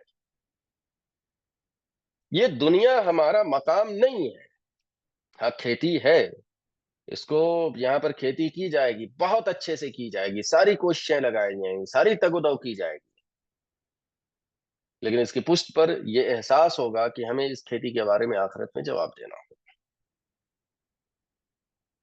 یہاں میکسیمائز دی پلیجر اور منیمائز دی پین نام کی کوئی چیز نہیں، یا یہ کوئی بنیاد یا مقصد کیسے، یقیناً خوشیاں چاہیے زندگی میں، لیکن یہاں خوشی اور اطمینان کا بالکل الگ معاملہ ہے، ایک دوسری ہی چیز ہے۔ ان بنیادوں کے ساتھ ساتھ اب یہاں پر میں گفتگو کے آخری پورشن پر آتے ہوئے یہ بات رکھوں گا کہ اس ورلڈ آرڈر کے لیے، اس ورلڈ آرڈر کی تشکیل کے لیے بنیادی طور پر وہ کیا ٹارگیٹس ہو سکتے ہیں، وہ ہدف کیا ہو سکتے ہیں جن پر کام کرنے کی ضرورت ہے۔ الحمدللہ آپ سب لوگ انٹلیکچوئل ہیں، الحمدللہ پڑھے لکھے ہیں، اور ایسی دنیا سے تعلق رکھتے ہیں جہاں پر یہ سب چیزیں میرے خیال سے موضوع بحث ہوں گی، اور نہیں ہے تو موضوع بحث بننی چاہیے، اور موضوع بحث ہمیں بھی بنانے کی کوشش بھی کرنی چاہیے، بھلے وہ تھوڑے لوگ ہوں، دھیرے دھیرے وہ چیزیں بڑھیں گی۔ اہداف کے تعین میں ٹارگٹ گول سیٹ کرنے کی ضرورت ہے۔ پہلی چیز تو یہ کہ یہ جو بھی ورلڈ آرڈر کی تشکیل کا معاملہ ہے، یہ کسی قسم کے تفاخر کے جذبے کے تحت نہیں، صاف ہماری نیت اس سلسلے میں ہو جانی چاہیے، یہ اللہ کے کلمے کی سربلندی کا معاملہ ہے۔ جتنے باطل اور پرفریب نعرے موجودہ دور کے ہیں، فالس آئیڈیالوجیز کی شکل میں ہوں یا سلوگنز کی شکل میں ہوں، ان کی جگہ پر جو سلوگن یا جو آئیڈیالوجی سامنے آئے گی وہ ڈیوائن بیسڈ ہوگی، جس کو ہم الہ کلمت اللہ کہہ لیں، اقامت دین کہہ لیں، غلب دین کہہ لیں، کلیئر کٹ یہ بات ذہن میں آنی چاہیے۔ ہم کسی جزوی دین کو ماننے، پارشل دین کو ماننے والے نہیں، ایک کمپلیٹ، ایک مکمل نظام زندگی کے ماننے والے ہیں، اور اسی کا نفاذ، اسی کے لیے جدوجہد ہماری زندگی کا گول ہونا چاہیے۔ یہ زیادہ سے زیادہ نئی نسل میں، پڑھے لکھے لوگوں میں یہ چیزیں کلیئر ہونی چاہیے۔ اس حوالے سے اس حوالے سے 20ویں صدی میں بہت کلیئرٹی کے ساتھ جو ہے لوگوں نے چیزیں لکھی ہیں، کہی ہیں، بتائی ہیں، لیکن بدقسمتی سے فی الحال اس پورے کے پورے کنسپٹ کو، یعنی الہ کلمت اللہ کو اور غلب دین کے تصور کو کمزور کرنے کے لیے بھی بہت سارے حضرات ہیں، جس میں ظاہر سی بات ہے غامدی صاحب وغیرہ جیسے محترم حضرات ہیں، جو بھرپور طریقے سے اس بات کے لیے کوشش میں ہیں کہ الہ کلمت اللہ یا غلب دین وغیرہ جیسی چیزیں وہ مخصوص ہیں لوگوں کے لیے، دور نبوی کے لیے مخصوص تھیں، رسول اللہ کے ساتھ وہ خاص تھیں وغیرہ وغیرہ، جو کہ غلط ہے، سراسر غلط ہے۔ تو الہ کلمت اللہ کا جو ہے وہ بنیادی طور پر مین ہمارا ہدف وہ، اور ظاہر سی بات ہے اس کے نتیجے میں جیسا کہ بتایا گیا کہ اللہ تعالیٰ کے یہاں ہمیں رضا اس کی حاصل کرنی، اس کی خوشنودی حاصل، یہ تو ایک ہدف بنیادی ہو گیا۔ پریکٹیکل لیول پر اگر ہم آئیں تو وہاں پر کیا چیز ہے؟ بنیادی حیثیت اس وقت یہ ہے، وہ اتحاد امت کا معاملہ ہے، اور اس اتحاد امت کے ساتھ ساتھ اسی کے پیرلل میں سیکریسی ہے، اصول رازداری۔ اتحاد امت مجھے بتانے کی ضرورت نہیں، کتنی شدید قسم کی صورتحال سے امت گزر رہی ہوتی ہے، لیکن ہم دیکھ رہے ہوتے ہیں ہمارے درمیان میری جیسی شکل صورت والے حضرات کتنی، یعنی کتنی بدترین انداز میں فرقہ واریت، جماعتی عصبیت، مسلکی عصبیت لے کر کے کود پڑتے ہیں۔ وہ غزہ جنگ تھی، فلسطین اور اسرائیل کی جنگ تھی، اس میں بھی ہم دیکھ رہے تھے اچھے خاصے لوگوں کو، ابھی ایران کے ساتھ یہ معاملہ ہے، کم سے کم مظلوم تو مانیے آپ، مظلوم مان کر کے ان کا سپورٹ کریے، ان کے ساتھ ان کی تائید کریے، اور اس بکھیڑے میں آپ جو ہے وہ تکفیریت اور رافضیت نہ جانے کیا کیا لے کر کے کھڑے ہو جائیں۔ میں صفائی نہیں دوں گا، یہ تو یعنی 20ویں صدی 21ویں صدی کا المیہ ہے کہ عالمی سطح کا کوئی ملک ایسا نہیں ہے جس نے ملت پناہ کا کوئی جو ہے وہ حق ادا کیا ہو، سب اپنی سرحدوں کے لکیر کے فقیر بنے ہوئے ہیں۔ درجنوں مثالیں دی جا سکتی ہیں ایران کی، اس نے اپنی شیعیت کا بہت ننگا مظاہرہ کیا ہے، بہتری مثالیں دی جا سکتی ہیں سعودی عرب اور دیگر کی، کہ انہوں نے جو ہے بدترین قسم کے استعمار کا جو ہے وہ آلے کار بن کر کے ملت کو نقصان پہنچایا ہے۔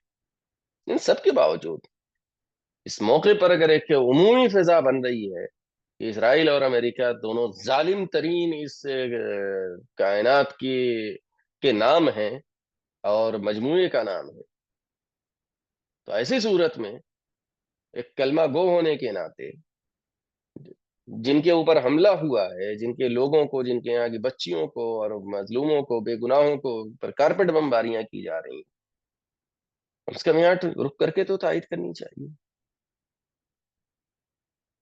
ٹھیک ہے، شیعت کو تھوڑی دیر کے لیے کنارے کر دیتے ہیں، اہل سنت جو 90% ہیں، ان کے آپس میں تو اتحاد کے اختلاف سے کہیں زیادہ بنیادیں ہیں، کہیں زیادہ جو ہے بنیادیں ہیں۔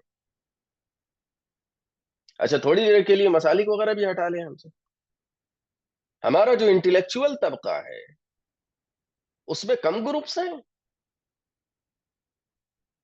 ایک ملک میں مختلف افراد علاقائیت کی بنیاد پر کم لوگ ہیں؟ مختلف ممالک میں علاقائیت کی بنیاد پر جو سپریشن کی علیحدگی پسند جو تحریکیں تنظیمیں چل رہی ہیں، بہت سارے لوگ جانتے ہیں، اور اس کے لیے ایک دوسرے کا خون کس طریقے سے بہاتے ہیں۔ تو اتحاد امت کا معاملہ یہ ہے اپنی جگہ پر، اس کو کسی نہ کسی سطح پر مینٹین کرنا پڑے گا، اور اسی میں بہت اہم چیز ہے جو میرے خیال سے پتہ نہیں کیوں مجھے میرا مشاہدہ ہو سکتا ہے کمزور ہو، کہ 20ویں صدی میں اور 21ویں صدی میں مسلم ممالک نے رازداری کے اصول، یا کہہ لیں کہ جو سراغ رسانی وغیرہ کے جو نظام ہے، یہ پتہ نہیں کیوں سیرت نبوی سے نہیں سیکھا۔ پہلے دن سے پہلے دن سے مجھے محسوس ہوتا ہے، اور ذرا سا وقت جب گزرتا ہے سیرت نبوی کا، رسول اللہ کے دور، تو سراغ رسانی کا اور سکریسی بھی، اور سراغ رسانی کا پورا نظام جو ہے، پورا نیٹ ورک مرتے دم تک، یعنی اس دنیا سے جانے تک جو ہے وہ قائم رہا ہے۔ 95% 95% سے زیادہ کا ریشیو نکل کر کے آتا ہے کہ رسول اللہ صلی اللہ علیہ وسلم دشمن کی چیزوں سے واقف رہتے تھے، ایک ایک اس کی حرکتوں سے، اور دشمن رسول اللہ کی حرکات و سکنات سے واقف نہیں رہتا تھا۔ بمشکل جو چھوٹے بڑے 90 کے قریب غزوات اور سرایا آتے ہیں، اس میں سے 2-3 ہی ایسے ملتے ہیں کہ جس میں دشمن کو وقت سے پہلے پتہ چل گیا اور گھات لگا کر کے حملہ کیا اور مسلمانوں کا نقصان ہوا۔ 2-3 ملتے ہیں، ورنہ مسلموں یعنی مدینہ کے راز اور مدینہ کی چیزیں نہیں دشمنوں کے پاس جاتی تھی۔ یاد رکھیے، مضبوط سے مضبوط فوج، طاقتور سے طاقتور فوج، یا کہہ لیں کہ اس میدان میں کتنا ہی آپ کے پاس کچھ ہو، وسائل و ذرائع، لیکن اگر آپ کے راز محفوظ نہ ہو، آپ کے منصوبے محفوظ نہ ہو دشمنوں سے، آپ چھوٹی سی چھوٹی جنگ نہیں جیت پائیں گے۔ یہ ہمارے یہاں سے غائب ہے، نیچے سے لے کے اوپر تک یہ صورتحال اس طرح کی بنی ہوئی ہے۔ تیسری چیز، یعنی ان اہداف میں سے تیسرا ہدف جو ہے یہ بنایا جا سکتا ہے اس ورلڈ آرڈر کی تشکیل کی جانب جانے کے لیے، کہ ہمارے یہاں یعنی اہل اسلام کی جانب سے انسانوں کے احترام، ہیومن ڈگنیٹی کو، انسانوں کے احترام، اور مظلوم جو طبقات ہیں دنیا بھر میں، ان کی مدد کے سلسلے میں ایکٹیو کردار ہمارا آنا چاہیے، ایکٹیو کردار آنا چاہیے۔ بہت ساری مثالیں تاریخ سے دی جا سکتی ہیں، یہ طبقات آج بھی ہیں ہمارے ہاں، عمومی انداز میں، جنرل انداز میں، انسانوں کے احترام اور ان کی مدد کا جذبہ پایا جاتا ہے۔ میں نے بھارت میں دیکھا، لاک ڈاؤن اور کورونا کی، سو کالڈ کورونا، بہت صاف بات میں کہہ رہا ہوں کہ اس دن بھی ہم نہیں مانتے تھے، اب بھی نہیں، اب تو اب کلیئر ہو گیا کہ ایک ایپسٹینین کلاس کا پھیلایا ہوا یہ پورا کا پورا جو ہے وہ تھا، تماشا تھا، لیکن یعنی انگنت لوگ مرے اس میں۔ اس دوران میں، ان بندشوں کے دوران میں، مسلمانوں نے جس طریقے سے راہ چلتے غریبوں اور ضرورت مندوں کی ضرورتیں پوری کی ہیں، وہ قابل رشک تھیں، قابل رشک تھیں۔ بہتیرے مسلم ڈاکٹروں نے جو خدمات انجام دیں تمام کے تمام بندشوں کے باوجود، وہ قابل رشک رہیں، لیکن اس میں کہیں پر بھی دوسرا پہلو آپ دیکھ لیے، کوئی میکانائزڈ اور انسٹیٹیوشنلائزڈ جو ہے وہ سچویشن نہیں نظر آئے گی آپ کو۔ ایک پورے منصوبہ بند طریقے سے لوگوں کی مدد کی جا رہی ہے، اس میں جو گورنمنٹ کی جو ہے رسپانسبلٹیز ہوں اس کو اس کی جانب توجہ دلائی جائے وغیرہ وغیرہ اس طرح، اور مدد کے بعد اس کو نفرتوں کو دور کرنے، ختم کرنے اور دعوتی میدان کھولنے کے لیے غور و فکر کا اس طرح کا کچھ نہیں ہوا، یعنی یہ مدد برائے مدد بس ہو گئی۔ تو جذبہ تو ہے، لیکن اس کو ایک منظم رخ دینے کے لیے ہمارے پاس نہیں ہے۔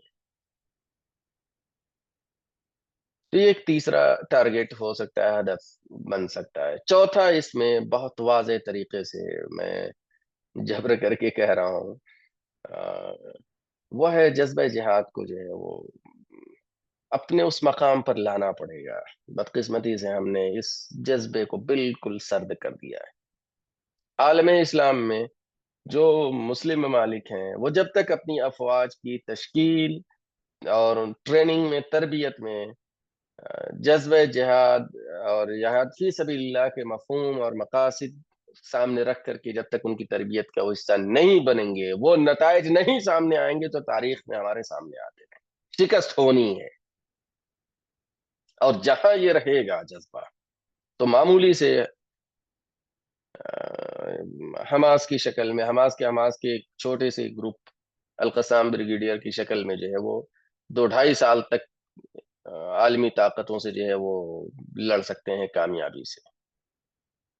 تو جو مسلم ممالک ہیں ان کے ہاں یہ جذبہ عام ہونا چاہیے، لیکن بدقسمتی سے سب سے زیادہ اسی جذبے کو وہاں پر کچلا جا رہا ہے۔ قومیت کی بنیاد پر وہاں کی افواج کی تربیت ہوتی ہے، اور عمومی طور پر وہ جگہ ہیں جہاں پر مسلمان مائنورٹی میں، اقلیت میں ہے۔ تو دنیا میں اس وقت کوئی ایسا میرے علم میں ملک نہیں ہے جہاں کے دستور میں اپنے دفاع کے حوالے سے آزادی نہ ہو۔ بلکہ آپ کو حیرت ہوگی، B N S Bharatiya Nyaya Sanhita old I P C پڑھیں گے اگر، تو جتنا براڈ کنسپٹ سیلف ڈیفenس کا یہاں پر ہے، انڈیا میں ہے، ویسٹرن کنٹریز میں اتنا زیادہ نہیں ہے۔ انڈیا میں صرف اپنی ذات کے لیے ڈیفenس کا معاملہ نہیں ہے، کسی کے اوپر اگر حملہ ہو رہا ہے اور آپ اگر مظلوم یا جس کے اوپر حملہ ہو رہا ہے اس کی طرف سے اگر سامنے والے کو روک رہے ہیں، اگریسر کو آپ اگر یہ ڈیفینڈ کر رہے ہیں، یہ آپ کو رائٹ ہے، یہ آپ کو حق ہے، کتاب میں تو لکھا ہوا ہے، کاغذ میں تو لکھا ہوا ہے، یہ اسی کو سامنے رکھ کر کے جو ہے اس کو ڈیلو، ظاہر سی بات ہے آپ اقدام کی شکل میں نہیں جا سکتے ہیں، اور اس وقت کی جو حالات ہیں، جو چیزیں ہیں، اور جس طریقے سے اب جنگیں جو ہے وہ انسٹیٹیوشنلائزڈ ہو گئی ہیں، سینٹرلائزڈ ہو گئی ہیں، اور جس طرح کی اس میں ویپنس اور مشینریز آ گئی ہیں، فرد کے بس کا نہیں ہے۔ لیکن دفاع کا جہاں تک معاملہ ہے، گلی کوچوں میں جو آئے دن چیزیں بھڑکتی ہیں، یہ کرتی ہیں، ان کو سامنے رکھا جائے تو اس کا مقابلہ کرنے کے لیے بغیر اس جذبے کے ممکن نہیں ہے۔ تو خیر، یہ تو دفاع کے تناظر میں تھی۔ عالمی اس ورلڈ آرڈر کے قیام کے لیے، اس نظام کو قائم کرنے کے لیے، جب تک مسلم ممالک کی افواج کو جہاد فی سبیل اللہ کی بنیاد پر ٹرینڈ نہیں کیا جائے گا، اس ورلڈ آرڈر کے قیام کا معاملہ تقریباً ناممکن۔ یہ بات سمجھ لیجیے کہ طاقت کے بغیر کوئی چیز قائم نہیں ہوتی، کوئی چیز قائم نہیں ہوتی۔ اسلام کو بھی اپنے مثبت نتائج دنیا کو دکھانے کے لیے طاقت کے ذریعے سے آنا پڑے گا، ورنہ کوئی جگہ یا اسپیس دینے والا نہیں ہے، ایک دوسری باطل طاقت اس کی جگہ آ جائے گی۔ پانچویں چیز اس میں معاشرت اور معیشت کی تنظیم نو، ری آرگنائزیشن آف اکنامکس اینڈ کہہ لیں کہ سوسائٹی، معاشرے کی اور اکانومی کی جو ہے اس کی تنظیم نو کرنی پڑے گی۔ یہ مغرب کی چارہ گری بند کرنی پڑے گی، سودی سسٹم کی بنیاد پر جو ایکسپلائٹیشن وغیرہ کا معاملہ ہے، اس حوالے سے بڑے بڑے ادارے بنے ہوئے ہیں عالمی سطح پہ، آپس میں کوآپریشن ہو، اور اس میں جو او آئی سی وغیرہ جیسے پلیٹ فارمز جو بنے، یا جی سی سی وغیرہ کی گلف کنٹریز کے بنے، یہ ان لوگوں کے لیے بھلائی ہوگی، یہ جو مسلم ممالک ہیں ان لوگوں کے لیے، میں تو کہہ رہا ہوں کہ یہ آخری یہ مواقع ہیں، چانس ہیں، توبہ کر لیں اور آپس میں مل بیٹھ کر کے اخلاص کے ساتھ کچھ راستہ نکال لیں تو اللہ تعالیٰ بخش دے گا، ہو سکتا ہے ان کے ہاتھ میں قیادت دے دے عالم انسانیت کی۔ اگر یہ اپنے چھوٹے چھوٹے جو قصبوں کے اور ضلع کے برابر ہمارے یہاں انڈیا کے ان کے جو ممالک ہیں اور لگزریس لائف ان کی ہے، ورنہ تباہ ہونے میں دیر نہیں لگے گی۔ اتنے بڑے بڑے محلات معمولی ڈرون سے تباہ ہو رہے ہیں، اور جو ہے پریان ہیں بھاگتے پھر رہے ہیں ادھر ادھر۔ تو معاشرت اور معیشت کے حوالے سے جو ہے وہ مختلف جو تھنک ٹینکس ہیں ہمارے یہاں الگ الگ جگہوں پر، کولیبریشن کے ذریعے سے ان کا آپس میں معاملہ بڑھنا چاہیے۔ ایک زمانے میں یہ سب چیزیں ٹھیک ٹھاک انداز میں چل رہی تھی، لیکن 9/11 کے بعد جو ہے مسلم ممالک نے جیسے سرنڈر کر دیا، بالکل جس کہتے ہیں نا کہ منہ کے بل لیٹ جانا، بالکل وہی کیفیت ہوئی ہے۔ اسی طریقے سے ایک اور چیز، آخری چیز کیا ہے کہ اس کے بعد پھر میں آپ لوگوں کے لیے موقع دوں گا، بات ختم کر دوں گا، کہ مسلم ممالک کے درمیان بھی ٹکراؤ ہوتے رہتے ہیں، اور مسلم ممالک میں مختلف مسالک اور مکاتب کے درمیان، تنظیموں جماعتوں کے درمیان بھی ٹکراؤ ہوتے رہتے ہیں۔ ان کے حل کے لیے نیشنل لیول پر یا انٹرنیشنل لیول پر اس طرح کے جو ہے وہ انٹر مسلم کانفلکٹ ریزولوشن یا کہہ لیں کہ اس طرح کی چیزیں جو ہے مصالحتی کمیشنز وغیرہ ہونی چاہیے۔ بدقسمتی سے ہمارے ہاں اس طرح کی یعنی نہ علاقائی بنیادوں پر، نہ ضلعی سطح پر، نہ ہی جو ہے وہ اسٹیٹ لیول پر، نہ نیشنل لیول پر اس طرح کے ہمارے یہاں کمیشن یا اس طرح کی ٹیمیں نہ کے برابر ہے ہی نہیں، جو مستقل اس بات پر کوشش کریں کہ آپسی ٹکراؤ کو، مسلم ممالک میں آپس کے ٹکراؤ کو، اور پھر مسلم ممالک کے اندر مختلف طبقات کے آپسی ٹکراؤ کو، مختلف مسالک کے آپسی ٹکراؤ کو منیمم سطح پر کیسے لے کر کے آیا جائے، اور اس منیمم سطح پر لانے کے لیے بہت کچھ بنیادیں موجود ہیں۔ اور کیا یہ قرآنی فریضہ نہیں ہے کہ اگر مسلمانوں کو دو گروہ آپس میں لڑ پڑیں تو ایک تیسرا گروہ جو دونوں میں سے کسی طرف نہ ہو وہ مصالحت کی کوشش کرے؟ کم سے کم کوششیں تو آئیں سامنے۔ ایک زمانے میں کچھ لوگ، کچھ بااثر شخصیات تھیں جن کی مصالحتی کوششوں نے کافی کام کیا ہے۔ قاضی حسین صاحب کے بارے میں بتایا جاتا ہے کہ انہوں نے سوڈان میں بہت اہم کردار ادا کیا تھا، حکومت اور وہاں کے تحریک اسلامی کے درمیان ٹکراؤ کی کیفیت وغیرہ بن رہی تھی، اور بھی کئی جگہوں کی اس طرح کی مثالیں ملتی ہیں۔ لیکن یہ کچھ افراد تھے جن کی اپنی خصوصیات تھیں، اس کے ذریعے سے انہوں نے فائدہ پہنچانے کی کوشش کی، لیکن افراد کے ذریعے سے معاملات تھوڑی، یعنی ایک فرد کے ذریعے سے معاملہ نہیں حل ہوتا، یا منتشر افراد کے ذریعے سے کیسے حل ہوگا؟ تو مسلم ممالک کے درمیان جو ٹکراؤ کی کیفیت ہے، یا پھر جو ہے اور لوگوں کے ہاں، یعنی خود ممالک کے اندر جو اس طرح کی ٹکراؤ کیفیت جس کی وجہ سے قرآن کی اس آیت کی مصداق بنے ہوئے ہیں کہ ولا تنازعوا فتفشلوا وتذهب ريحكم واصبروا ان اللہ مع الصابرین، کہ آپس میں الجھو مت ورنہ تمہاری ہوا اکھڑ جائے گی، اور ہوا اکھڑی ہوئی ہے، یہ الگ بات ہے کہ بہت کچھ مثبت چیزیں بھی ہیں۔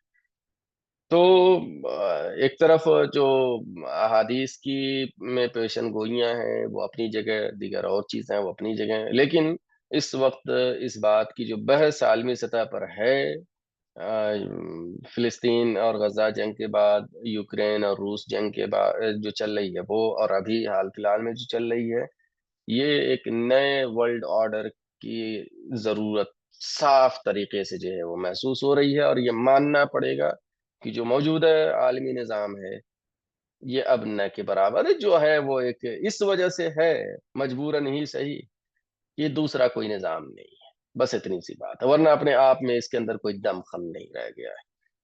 اللہ تعالیٰ ہمیں سمجھ عطا فرمائے، اور ہم لوگوں کا جو کچھ بھی کردار جس سطح پر ہو سکتا ہے اس کی ہمیں توفیق عطا فرمائے۔ واخر دعوانا الحمدللہ رب العالمین۔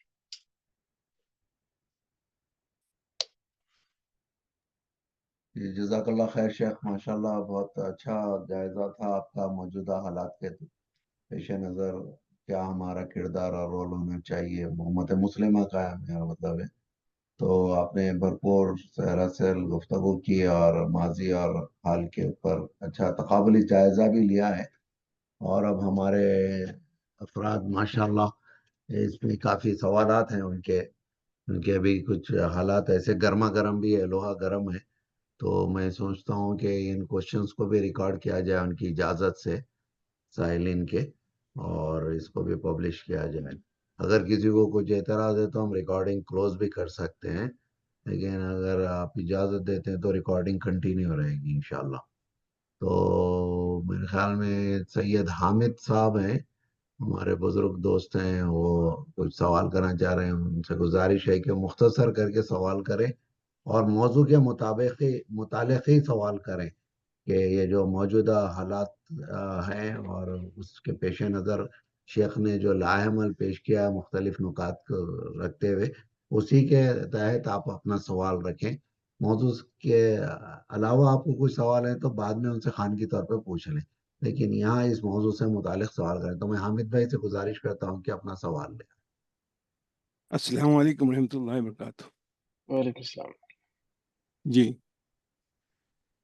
میری اپنی اسٹڈی جو بھی ہے یہاں پہ چند صاحب جانتے ہیں، ان تمام سوالوں کا جواب میرے پاس یہی آیا تھا کہ خودی کو قرآن سے پہچان، تاکہ اپنا کردار خود سمجھو اور سامنے سے وہ حاصل کرنے کی کوشش کرو. چنانچہ آج بھی وہی اس میں مشغول ہوں میں. دوسری بات یہ تھی کہ جب تک کہ ہم یہ تفرقات کو، جیسا آپ نے بیان کیا ماشاءاللہ سے، یہ اپنی جگہ ہیں، مگر اس کا حل یہی ہے کہ خود ہی کو جب پہچانو گے آپ تو اس کا حل نکل آئے گا. چنانچہ اس معاملے میں جو بھی ہو رہا ہے، یہاں کے جو صحابین اس میں ہیں بیٹھے ہوئے، ان کو پتہ ہے.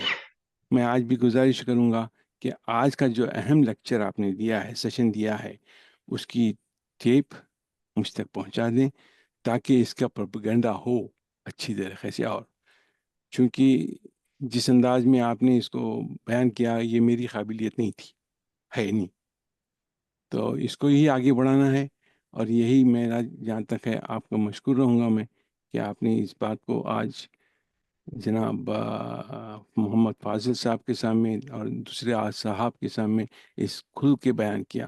اور یہیں سے بات شروع ہوتی ہے کہ تفرقات کو ختم کرو، اور اس کے لیے بھی جو کام ہو رہا ہے یہ صاحبین جانتے ہیں کہ یہ تفرقات کو کیسے مٹایا جائے، مگر وہ بات بن نہیں رہی ہے ابھی انشاءاللہ. اسی لیے قرآن کو خودی کے طور پہ پہچاننا اور اس کے بعد اس کو ختم کرنا دو پہلے اہم پوائنٹس ہیں. یہ ختم ہونے کے بعد باقی کے تمام جو اپنے چارٹ بتایا ہے، بلو پرنٹ دیا ہے، وہی آتا ہے قرآن سے اور کچھ نہیں آتا. بس گزارش یہی تھی آپ سے کہ اس پہ توجہ دیں اور انہیں توجہ دلائیں اور تفرقات کو ختم کریں. جزاک اللہ خیر. سوال تو میرے جزاکم پاس ہے اللہ. نہیں آپ کے لیے کچھ. جزاک اللہ. جزاکم اللہ. تو ماشاءاللہ جزاک اللہ خیر آپ کے ریمارک اور کامنٹس کے لیے حامد بھائی. اور میں اب جناب محترم یزدانی بھائی سے گزارش کرتا ہوں کہ وہ مختصر کر کے سوال کریں اور اسی موضوع سے متعلق سوال کریں. انشاءاللہ شیخ بھرپور جواب دیں گے. السلام علیکم ورحمۃ اللہ وبرکاتہ. سب سے پہلی بات یہ کہ جو مولانا نے جو سمجھا ہے ماشاءاللہ حالات کو سمجھنے کی مسلمان کی سب سے بڑی ذمہ داری ہے. پہلے حالات کو جب تک سمجھیں گے نہیں، اس کے آلٹرنیٹ ہمارا دین کا جو نظام ہے اس کو لانے کے لیے جب تک کہ پریزنٹ حالات کو سمجھنا بہت ضروری ہے. جیسے آپ نے سمجھا ہے بہت اچھا کلیئر سمجھ میں آ گیا ہم کو کرنا بھی کیا چاہیے اور ہو کیا رہا ہے. لیکن ایک چیز مسنگ ہے جس کا میں سوال کر رہا ہوں. جتنے ادیان تھے آہستہ آہستہ سب ختم ہو گئے.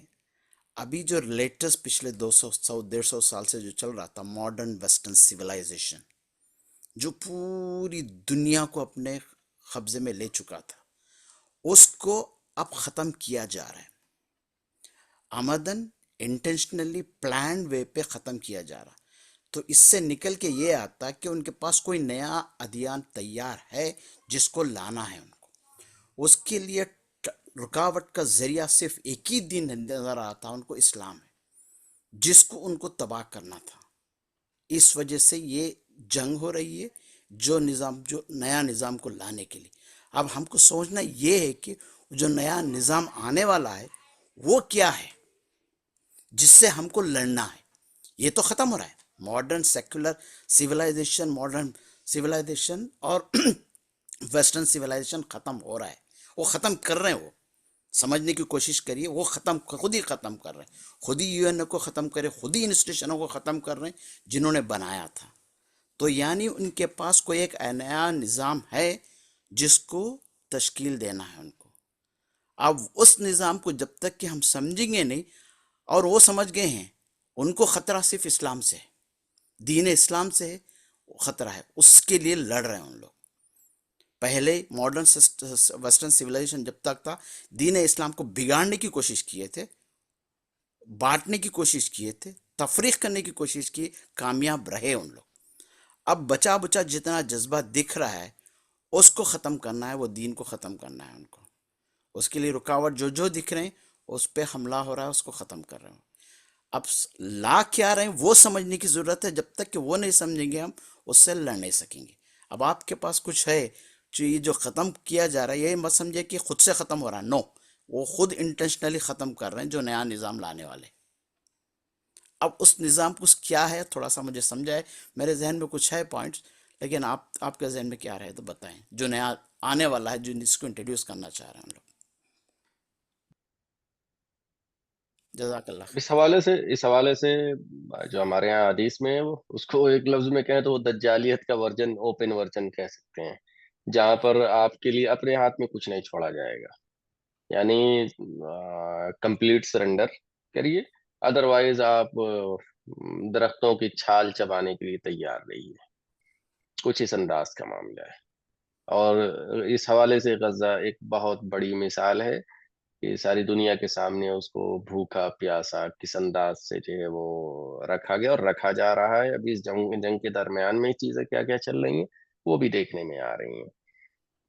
تو جو دجالیت کی تصویر کشی کی گئی ہے احادیث میں، میرے اپنے ذہن کے حساب سے اس چیز کو یہ بہت تیزی سے لانے کی کوشش کریں گے، لیکن چونکہ اس کی پشت پر کوئی فکری اور علمی بنیاد نہیں ہے ابھی، جس میں لوگوں کے لیے کوئی اٹریکشن ہو، اس وجہ سے وہ اتنا ایزی نہیں ہے. وہ ایک مین جو اس دجال کو آنا ہے وہ ایک الگ چیز ہے، لیکن جس فارم میں یہ لانا چاہ رہے ہیں یا جس دھونس اور دھاندلی کے ساتھ اس کو لاگو کرنے کی کوشش کرنا چاہتے ہیں، ہو سکتا ہے دنیا کے دیگر اور لوگ مرعوب ہو کر کے ڈر کر کے قبول کر لیں، لیکن عالم اسلام میں اس وقت وہ مرعوبیت عوام میں یا نئے طبقے میں میرے خیال سے نہیں ہے، بلکہ وہ اٹھان اور سوچ اور فکر، اس کی جو رفتار ہے وہ پہلے کے مقابلے میں تیز ہے. اس کو مزید تیز کرنے کی ضرورت ہے.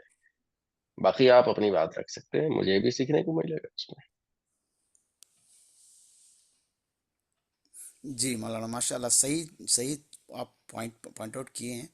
لیکن اس کو لڑنے کے لیے جو بتا رہا نا، نیا جو نظام ہے یہ base on deception using technology. Deception using technology, جتنی ٹیکنالوجیکل ایڈوانس رہی اس کو یوز کرتے ہوئے ڈسپشن کرنا ہے، لا دینیت کو لانا ہے. یعنی دین کا کوئی جز نہ رہے، اللہ کا نام لینے والا نہ رہے، آخرت کو جاننے والے یعنی خدا کی عبادت کرنے والا نہ رہے. اس دین کو لانا چاہ رہے ہیں ہم لوگ. بیچ کا جو تھا وہ دین کو بگاڑنے کا نظام تھا، اب حاوی کرنے کے لیے یہ چیز کر رہے ہیں. اس سے بچنے کے لیے صرف ایک ہی ذریعہ ہے، جو آخری جملہ آپ نے جو کہا، جہاد کا جو ذہنیت بنانی ہے، امت کو ذہنیت جب تک نہیں بنائیں گے اس سے لڑ نہیں سکتے. میں سمجھتا ہوں. اللہ عالم. خیر ابھی ٹھیک حامد ہے، بھائی اللہ تعالیٰ سمجھ ہم لوگ دعا کرتے رہیں کہ ہماری بصیرت کچھ اس سطح پر اللہ تعالیٰ لے کر کے جائے کہ ہمیں چیزیں سمجھ میں آ سکیں. زیادہ سے زیادہ، اور وہی سمجھائے گا ہمیں. اور قرآن مجید یقیناً ذریعہ ہے، پڑھتے ہوئے جو راستے واضح ہوں گے وہ اللہ کی مدد سے ہی واضح ہوں گے. جناب حامد صاحب، آپ دوبارہ سوال کے لیے ہاتھ اٹھائیں تو ذرا مختصر کر کے سوال کریں انشاءاللہ، اور موضوع کے مطابق ہی رکھیں. کامنٹس اینڈ ریمارکس کو آپ ہولڈ کر سکتے ہیں بات کے لیے انشاءاللہ. جزاک اللہ خیر. کوشچن لے کے جزاک اللہ خیر. وہ بھیا. یہ تھا، کامنٹس تھے میرے بھی پھر سے، کہ آپ دونوں کا تجزیہ صحیح ہے، اس میں ایک کا اضافہ کر لیجئے. ابراہم اکارڈ کے نام سے جو پردہ آ رہا ہے اسلام میں، اس کے پیچھے یہ تمام باتیں ہوں گی جو آپ دونوں نے بیان کی ہیں، اور اس کے لیے صرف قرآن کے علاوہ کہیں جواب نہیں ملے گا ہمیں، اس لیے خود ہی کو پہچانا جی بہت ضروری ہے. جزاک اللہ خیر. جی جی، نہیں ابھی یہ اس بات سے اتفاق ہے، اور مجھے 2.5-3 سال پہلے ابراہمی کے کارڈ پر اردو میں تفصیلی مضمون لکھنے کا موقع ملا تھا. اس موقع پر میں نے اس کی اسٹڈی مطالعہ وغیرہ کیا تھا قاعدے سے، اور تبھی سمجھ میں آ گیا تھا. اور اس پورے ابراہمی کے اکارڈ کو دفن کرنے، یا کہہ لیں کہ اس کو ماضی کا ایک قصہ بنانے میں حماس کو جو ہے یہ شریر جاتا ہے، کریڈٹ جاتا ہے. ہم سب کو ان کا اس حوالے سے بھی شکریہ ادا کرنا چاہیے کہ اس نظریے کو ایک حد تک انہوں نے دفن کر دیا ہے. جی جزاک اللہ شیخ، خیر. مجھے ایک سوال کرنا ہے. آم، سوال یہ ہے کہ موجودہ صورتحال میں جو جس انداز سے خلیج میں پھیل رہی ہے جنگ، اور ایک ریجنل وار کی شکل اختیار کر گئی ہے، کئی ایک ممالک راست یا انڈائریکٹ وے میں ملوث ہو چکے ہیں، اور لگتا نہیں ہے کہ بہت جلد جو ہے سمیٹی جائے گی اور ختم ہوگی. ایسی صورتحال میں جو مسلم تحریکیں، اسلامی تحریکیں، جیسا کہ آپ نے ذکر بھی کیا کہ یہ اب تبدیلی کا ایک وقت ہے، فکری اور علمی اساس پر یہ تبدیلی رونما ہو سکتی ہے، اور جس کا حق زیادہ تر اسلامی نظریے اور فکر کو حاصل ہے، کیونکہ اسلام کے پاس ایک بنیاد ہے علم کی، ایک ٹھوس بنیاد ہے، اور اس کی تاریخ بھی ہے، اور یہ کوئی نیا فلسفہ نہیں ہے، نیا آئیڈیا نہیں ہے، بلکہ ٹائم ٹیسٹڈ ہے. کافی لمبے عرصے تک اس نظریے کو عملی طور پر انجام دیا گیا ہے.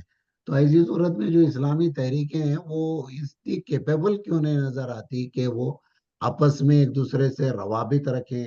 اور اب جیسے بالفرض ابھی جو کچھ ہو رہا ہے خلیج میں، یہ جو مونارکس بیٹھے ہوئے ہیں، اگر یہ کولیپس ہوتے ہیں تو ایک لیڈرشپ ویکیوم کریٹ ہوگا آٹومیٹک، اور اس جگہ کسی نہ کسی کو تو لیڈرشپ پر آنا ہی ہوگا. تو یہ لیڈرشپ اسینڈنگ ہے، وہ اگر یہ اسلامی فکری اور نظریاتی گروپ کے ہاتھ آ جائے اور وہ اسینڈ ہو کر کے وہ قیادت تھام لیتے ہیں، تو ایک بھرپور انداز سے ایک نئے نظریے، یعنی پرانے نظریے کو یعنی جدید انداز سے نافذ اور قائم کرنے اور پھیلانے میں ایک بھرپور اسلامی قیادت، اور خاص کر اسلامی ایک موومنٹ کی قیادت اس گیپ کو فلفل کرتی ہوئی نظر آ سکتی ہے. لیکن ایسا عملاً نہیں ہو رہا ہے.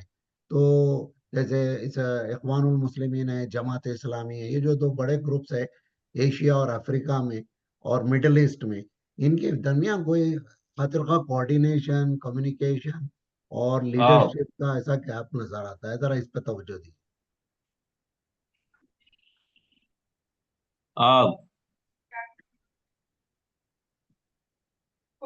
جی، یہ میرا ہو گیا مسئلہ سوال. یہ ہے کہ جی جی جی، مسئلہ یہ ہے کہ اسلامی تحریکات خود اپنے وجود کو لے کر کے دنیا کے بیشتر حصوں میں ریزسٹ کر رہی ہیں. جہاں جہاں پر بادشاہت ہے وہاں تو ویسے بھی کسی تنظیم یا تحریک کا وجود برداشت ہی نہیں کیا جاتا، اور جہاں پر یعنی نیم بادشاہت ایک طریقے سے کہہ لیں، وہاں بھی یہی صورتحال ہے. تو عالم اسلام میں ایک دو ممالک کو چھوڑ دیا جائے تو کہیں قابل ذکر پوزیشن میں تحریک اسلامی ہے ہی نہیں. قابل ذکر مطلب اس پوزیشن میں کہ وہ عالمی سطح کی ان حالات میں کہیں بیٹھ کر کے یہ کچھ لائے عمل طے کر سکیں، نہیں ہے. ابھی اخوان کی بات آپ نے کی، ترکی اور مصر کے کچھ روابط میں ادھر بہتری آئی، اس کا نتیجہ یہ نکلا کہ جو اخوان کے لوگ وہاں پر ترکی میں ہیں ان کی شہریت کینسل کر دی گئی، دکھاوے کے لیے ہو یا جس چیز کے لیے بھی ہو، لیکن ایک مشکل تو ہے۔ حماس کے ساتھ بھی اسی قسم کی ایشوز جو ہے وہ سننے میں، یعنی بعض جگہوں بعض ذرائع سے جو ہے پتہ چلے کہ ملک چھوڑنے کی دھمکیاں دی گئیں اگر پریشر اور دباؤ کو قبول نہ کریں تو یہ تو اپنے وجود کے لیے اس وقت اچھا خاصا ہے۔ بنگلہ دیش کی مثال آپ نے دیکھا ہی ہے کہ کس طرح کی صورتحال میں وہ تھے سال بھر پہلے تک، ممکن تھا کہ وہ عالمی سطح پر کوئی کوآرڈینیٹ کیا جا سکے ان سے۔ بھارت میں تو یہ صورتحال ہے کہ اگر اس وقت عالمی سطح پر کہیں تحریک اسلامی کا اجتماع ہو تو یہاں سے کوئی جائے گا نہیں، کہ کہیں باہر سے فنڈنگ اور دیگر چیزوں کا الزام لگا کر کے چند لمحے میں سارا وہ سمیٹ نہ دیا جائے۔ تو خیر مسلم ممالک میں جب یہ صورتحال ہے تو غیر مسلم ممالک میں جو تحریکات اسلامی ہیں ان کی پوزیشن تو ایسے بھی کمزور ہوتی ہے۔ تو یہ تو ہے اپنی جگہ پر کہ تحریک اسلامی کا جو کردار ہونا چاہیے آپس میں کسی لیول پر کوآرڈینیشن وغیرہ کا وہ نہیں ہے، اور اس کوآرڈینیشن کے لیے جب تک عالمی سطح پر کچھ نرمی یعنی عالمی سطح مطلب مسلم ممالک کے جو حکمراں ہیں وہ کچھ اس سلسلے میں غیرت کا ثبوت دیں تو انہی کو فائدہ ہوگا۔ اور 2001 سے پہلے 9/11 سے پہلے افغان جہاد کی شروعات سے لے کر کے 9/11 سے پہلے تک اس درمیان میں 20-21 سال ایسے گزرے ہیں جب تحریک اسلامی کے افراد حج کے موقع پر اور مختلف مواقع پر عالمی سطح کی تنظیمیں رہی ہیں، وامی کے نام سے اور افسو کے نام سے اور کن کن ناموں سے ان کے بڑی خدمات تھیں، اور ان کے افراد میں سے بعض لوگ حکومتی سطح تک پہنچے، مؤثر پوزیشن پر پہنچے، لیکن پھر وہی ہے کہ جب غلط قسم کے لوگوں کو بیٹھایا گیا اور غلط قسم کے نظریات پھیلائے گئے اور مخلصین کو ہی خطرہ جو قرار دیا گیا تو ساری چیزیں پھر الٹی چلی گئی۔ تو میرے اپنے مطالعے اور مشاہدے میں تو اس وقت تو تحریکات اسلامی اس پوزیشن میں نظر نہیں آ رہی، خواہش کے باوجود مسلم ممالک میں جہاں جہاں تحریکات اسلامی ہیں یہ بھی بہت ایک لمٹ سے آگے جانے کی ہمت نہیں جٹا پا رہی ہیں۔ باقی جو یہ جنگ کی کیفیت ہے یہ تو میں ادھر 2-3 جگہوں پر اس پر گفتگو کر چکا ہوں، اور میرے اپنے مشاہدے اور جو بھی دیکھنے کی مجھے موقع مل رہا ہے، ہفتے 10 دن میں تو یہ جنگ بند ہوتی ہوئی نظر نہیں آ رہی ہے۔ بیک ڈور ہو سکتا ہے خاموشی سے کچھ بات کا کہیں چل رہا ہوں معاملہ، لیکن ابھی میڈیا تک میں ایسی کوئی بات نہیں آئی ہے جس سے یہ 1-8% بھی یہ کہا جائے کہ جنگ کے رکنے کا کوئی امکان ہے۔ اور اس جنگ کے نتیجے میں جو ابھی جو اکنامیکل کرائسس آنے والا ہے اس سے پوری دنیا متاثر ہوگی، اور اس یعنی انرجی کے جو ریسورسز ہیں ان کی وجہ سے دیگر اور چیزیں جب متاثر ہوں گی تو صورتحال بہت خراب ہوگی، گلی گلی شہر شہر جو ہے وہ انتشار برپا ہوگا، اور اس میں عین ممکن ہے کہ بھارت جیسے ہمارے اس ملک میں اس پورے کی پورے صورتحال کو کی وجہ جو ہے وہ مسلمانوں کو قرار دے دیا جائے جس طریقے سے کورونا میں قرار دیا گیا تھا، اور اس کی وجہ سے پھر ایک نئے ظلم کا سلسلہ شروع ہو جائے۔ یہ جو پورا کا پورا کرائسس پیدا ہوگا، انرجی کی کرائسس، اور اس کے نتیجے میں ریسورسز کی کمی، تو ابھی پچھلے 15-20 سالوں میں جس طرح کی لائف اسٹائل ہماری رہی ہے اس لائف اسٹائل کے ساتھ جو ہے ہماری زندگی جو ہے وہ سسٹین ہم کر لے جائیں یہ بڑا چیلنجنگ ہے، اور یہی دراصل ہماری نسلوں کے لیے اس وقت ہے وہ ہے کہ وہ اپنی نسلوں کو کفایت کے ساتھ اور مشکل ترین حالات میں ایمان کے ساتھ کیسے زندگی گزار سکیں گے، یہ ایک تربیت کا ہمارا حصہ ہونا چاہیے۔ یہ ایک اہم چیز ہے جس پر میں حیرت انگیز طور پر میں دیکھ رہا ہوں کہ ہمارے یہاں اس پر کوئی توجہ نہیں ہے اور اس پر کوئی بات بھی نہیں ہو رہی، یعنی ایک سمپل سی چیز ہے. کئی جگہ گفتگو میں اپنے یہاں مقامی طور پر دے چکا ہوں. میرے اپنے ضلع میں قصبے کی مثال میں دیتا ہوں کہ سال بھر پہلے جو ہے بجلی کے محکمے والوں نے ہڑتال کی حکومت سے کچھ اپنی شرائط بنوانے کے لیے، اور 24 گھنٹے بجلی نہیں آئی. قصبے کی بات کر رہا ہوں کہ گلیوں میں جو ہے وہ جنریٹر جو ہے وہ گھسیٹے جا رہے تھے، اور ہر ہر گھر میں 15 منٹ 10 منٹ کنیکشن لگا کر کے جو ہے پانی جو ہے وہ موٹر کے ذریعے سے وہ بھرے جا رہے تھے. شہر کا یہ حال ہو گیا تھا کہ اگر 10 5 گھنٹہ اور لیٹ ہو جاتی تو یعنی لوگوں کو کہ اپنے گھر کے واش روم جو ہے اوور فلو کرنے لگ جاتے ہیں. یہ صورتحال بنتی ہوئی دکھ رہی تھی. تو اگر بجلی، گیس اور پیٹرول، یہ 3 چیزیں، چونکہ گیس اور بجلی، گیس اور پیٹرول کا کہیں نہ کہیں تھوڑا سا اس کا ہے کہ تعلق، یعنی بجلی میں بھی کہیں نہ کہیں ہے. تو یہ سب چیزیں جو بنیادی زندگی کی سہولیات ہو گئی ہیں، یہ جب ڈسٹرب ہوں گے. اچھا، جب جنگیں یہ بڑھتی ہیں تو ایک دوسرے کو پریشر میں لانے کے لیے ان کے دیگر جو ہے ریسورسز پر بھی حملے ہوتے ہیں. ہو اگر رہے ابھی ہیں ہوئے نیٹ کا ابھی ہوئے تو ہیں ایران کا جی ہو پورا رہے ہیں. آئل اسٹوریج ڈسٹروائے کیا گیا، اور ایران نے ریٹیلیشن میں پانی کا جو سسٹم ہے بحرین کا ڈیسالینیشن پلانٹ پورا توڑ دیا. ہے ہے ہے تو پانی کی، بجلی کی، انٹرنیٹ کی، گیس کی، ہاں گروسری کی، بھائی، انٹرنیٹ سب چیزوں کی انٹرنیٹ اگر تکلیف. ابھی کٹ کر دیا جائے تو یہ جو آٹو موڈ پر ساری چیزیں چل رہی ہیں، آٹومیٹیکلی جو ہے پانی ٹنکیوں میں بھرا جاتا ہے، پھر وہاں سے لوگوں تک سپلائی ہوتا ہے، یہ سب کچھ تو آٹومیٹک سب موڈ پہ سب جا سب رہی ہیں. ہوتا ہے. جی جی. مولانا ایک اور پوائنٹ پھر ایک ہوگا بات کیا؟ ہے. جی آپ کا جو پوائنٹ آپ نے جو توجہ دلایا کہ نعیم بھائی بھی ہم ویٹ اپنے، کر رہے ہیں شاید، ذرا مختصر کر کے پوچھے ہاں ایک کیونکہ سیکنڈ، 4 5 منٹ رہ کیوں گئے. توجہ دینا ضروری ہے. اپنے بچوں کو، اپنے نسلوں کو بتانا چاہیے کہ ہارڈ شپ کو برداشت کریں، کیونکہ آنے والے حالات اس سے بد سے بدتر بھی ہو سکتے ہیں. اللہ حافظ. جی تو اس سے نہ تیار رہیں، ذہنی طور پر بچوں کو بھی تیار کرنا بہت ضروری ہے. میں اس بات پہ بہت قائل ہوں، اس بات سے جزاک کہ اللہ. یہ یعنی چیزیں ختم بھی ہو سکتی ہیں. جزاک اللہ. شیخ نے بہت اچھی بات کی تو توجہ دلائی کہ ابھی ہماری موجودہ نسلوں کو ہارڈ شپ کی ہاں ٹریننگ دینا چاہیے. تو نعیم بھائی آپ کریے، 5 منٹ ہے آپ کے پاس، جلدی سے آپ سوال کیجیے. نعیم بھائی، اور ہینڈ ریس کر کے آپ انمیوٹ کیجیے نعیم بھائی.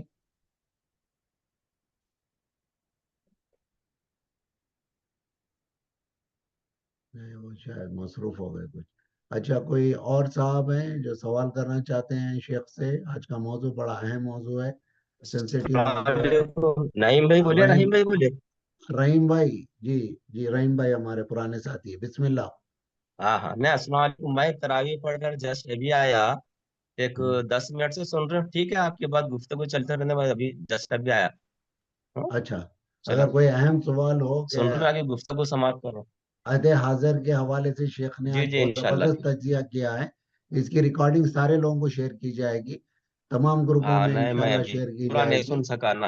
ہاں، تو جی اگر جی، آپ عہد حاضر میں جو کچھ ہو رہا ہے انشاءاللہ. اس میں ہماری نظریاتی برتری اور اقامت دین کے سلسلے میں اور فکری اور علمی بالادستی کے حوالے سے کچھ آپ کا سوال ہے شیخ سے کہ کیسے کیا جا سکتا ہے اور اس کرائسس میں ہم کیسا سروائیو کر سکتے ہیں، تو 1 منٹ 2 منٹ میں پوچھ لیجیے. بسم اللہ، ٹو دا پوائنٹ رہیے، موضوع سے بالکل جڑے رہیے. میرے کو یہ بات سمجھ میں نہیں ہوئی ہے کہ رمضان جو بھوک اور پیاس سکھاتا ہے، لیکن پورے عالم اسلام میں یہ کھانے کا مہینہ کیسا ہو کے رہ گیا. اس پہ بہت تعجب ہوتا میرے کو. اور یہ ہم کو غزہ سے، اور یہ پھر ابھی ایران کی وغیرہ جو جنگ وغیرہ ہو رہی ہے، یہ ایسے حالات میں ہم رمضان ہی سے تو سبق لینے کا ہے، لیکن یہ کھانے رہ گئی. تعجب ہوتا ہے، جی پایا جی، کیا سمجھ ہم گئے شیخ. اسلام کی جی اسپرٹ کو، روز کو سمجھا نہیں سمجھے، یہ کرنا تھا. جی اس کا کیا جواب دیا جائے اب؟ یہ صورتحال جو بنی ہے کہ صرف یہ شہر خوراک بن گیا ہے. واقعتاً یہ تو ہے ایک جب لذت اور مطلب مختلف انداز میں جب اس کا حصول بڑھتا ہے تو یہ سب چیزیں ہیں کہیں نہ کہیں، ٹیسٹ ہے، لذت ہے، یہ سب چیزیں ہیں، سادگی اور ایک سادے قسم کی جو خوراک وغیرہ ہوتی تھی، یہ سب زمانہ ہوا ہم سے چھوٹ گئی ہیں یہ سب چیزیں. ہم جس طرح کی تہذیب کے اسیر ہیں اور جس طرح کی چیزیں ہمارے سامنے ہیں اس میں ہمارا اپنا کردار کہاں کچھ ہے. ہم تو اس کے اثرات ہمارے اوپر آ رہے ہیں غیر شعوری طور پر. جی نعیم بھائی، سراج بھائی، کوئی سوال ہے آپ کے پاس؟ 3-4 منٹ بچے ہیں. میرے خیال سے نماز کا وقت ہو رہا ہے تو ہاں جی، ابھی وضو وغیرہ کے لیے لوگ جائیں گے اور جماعت کھڑنے کے لیے 12-13 منٹ بچے ہیں.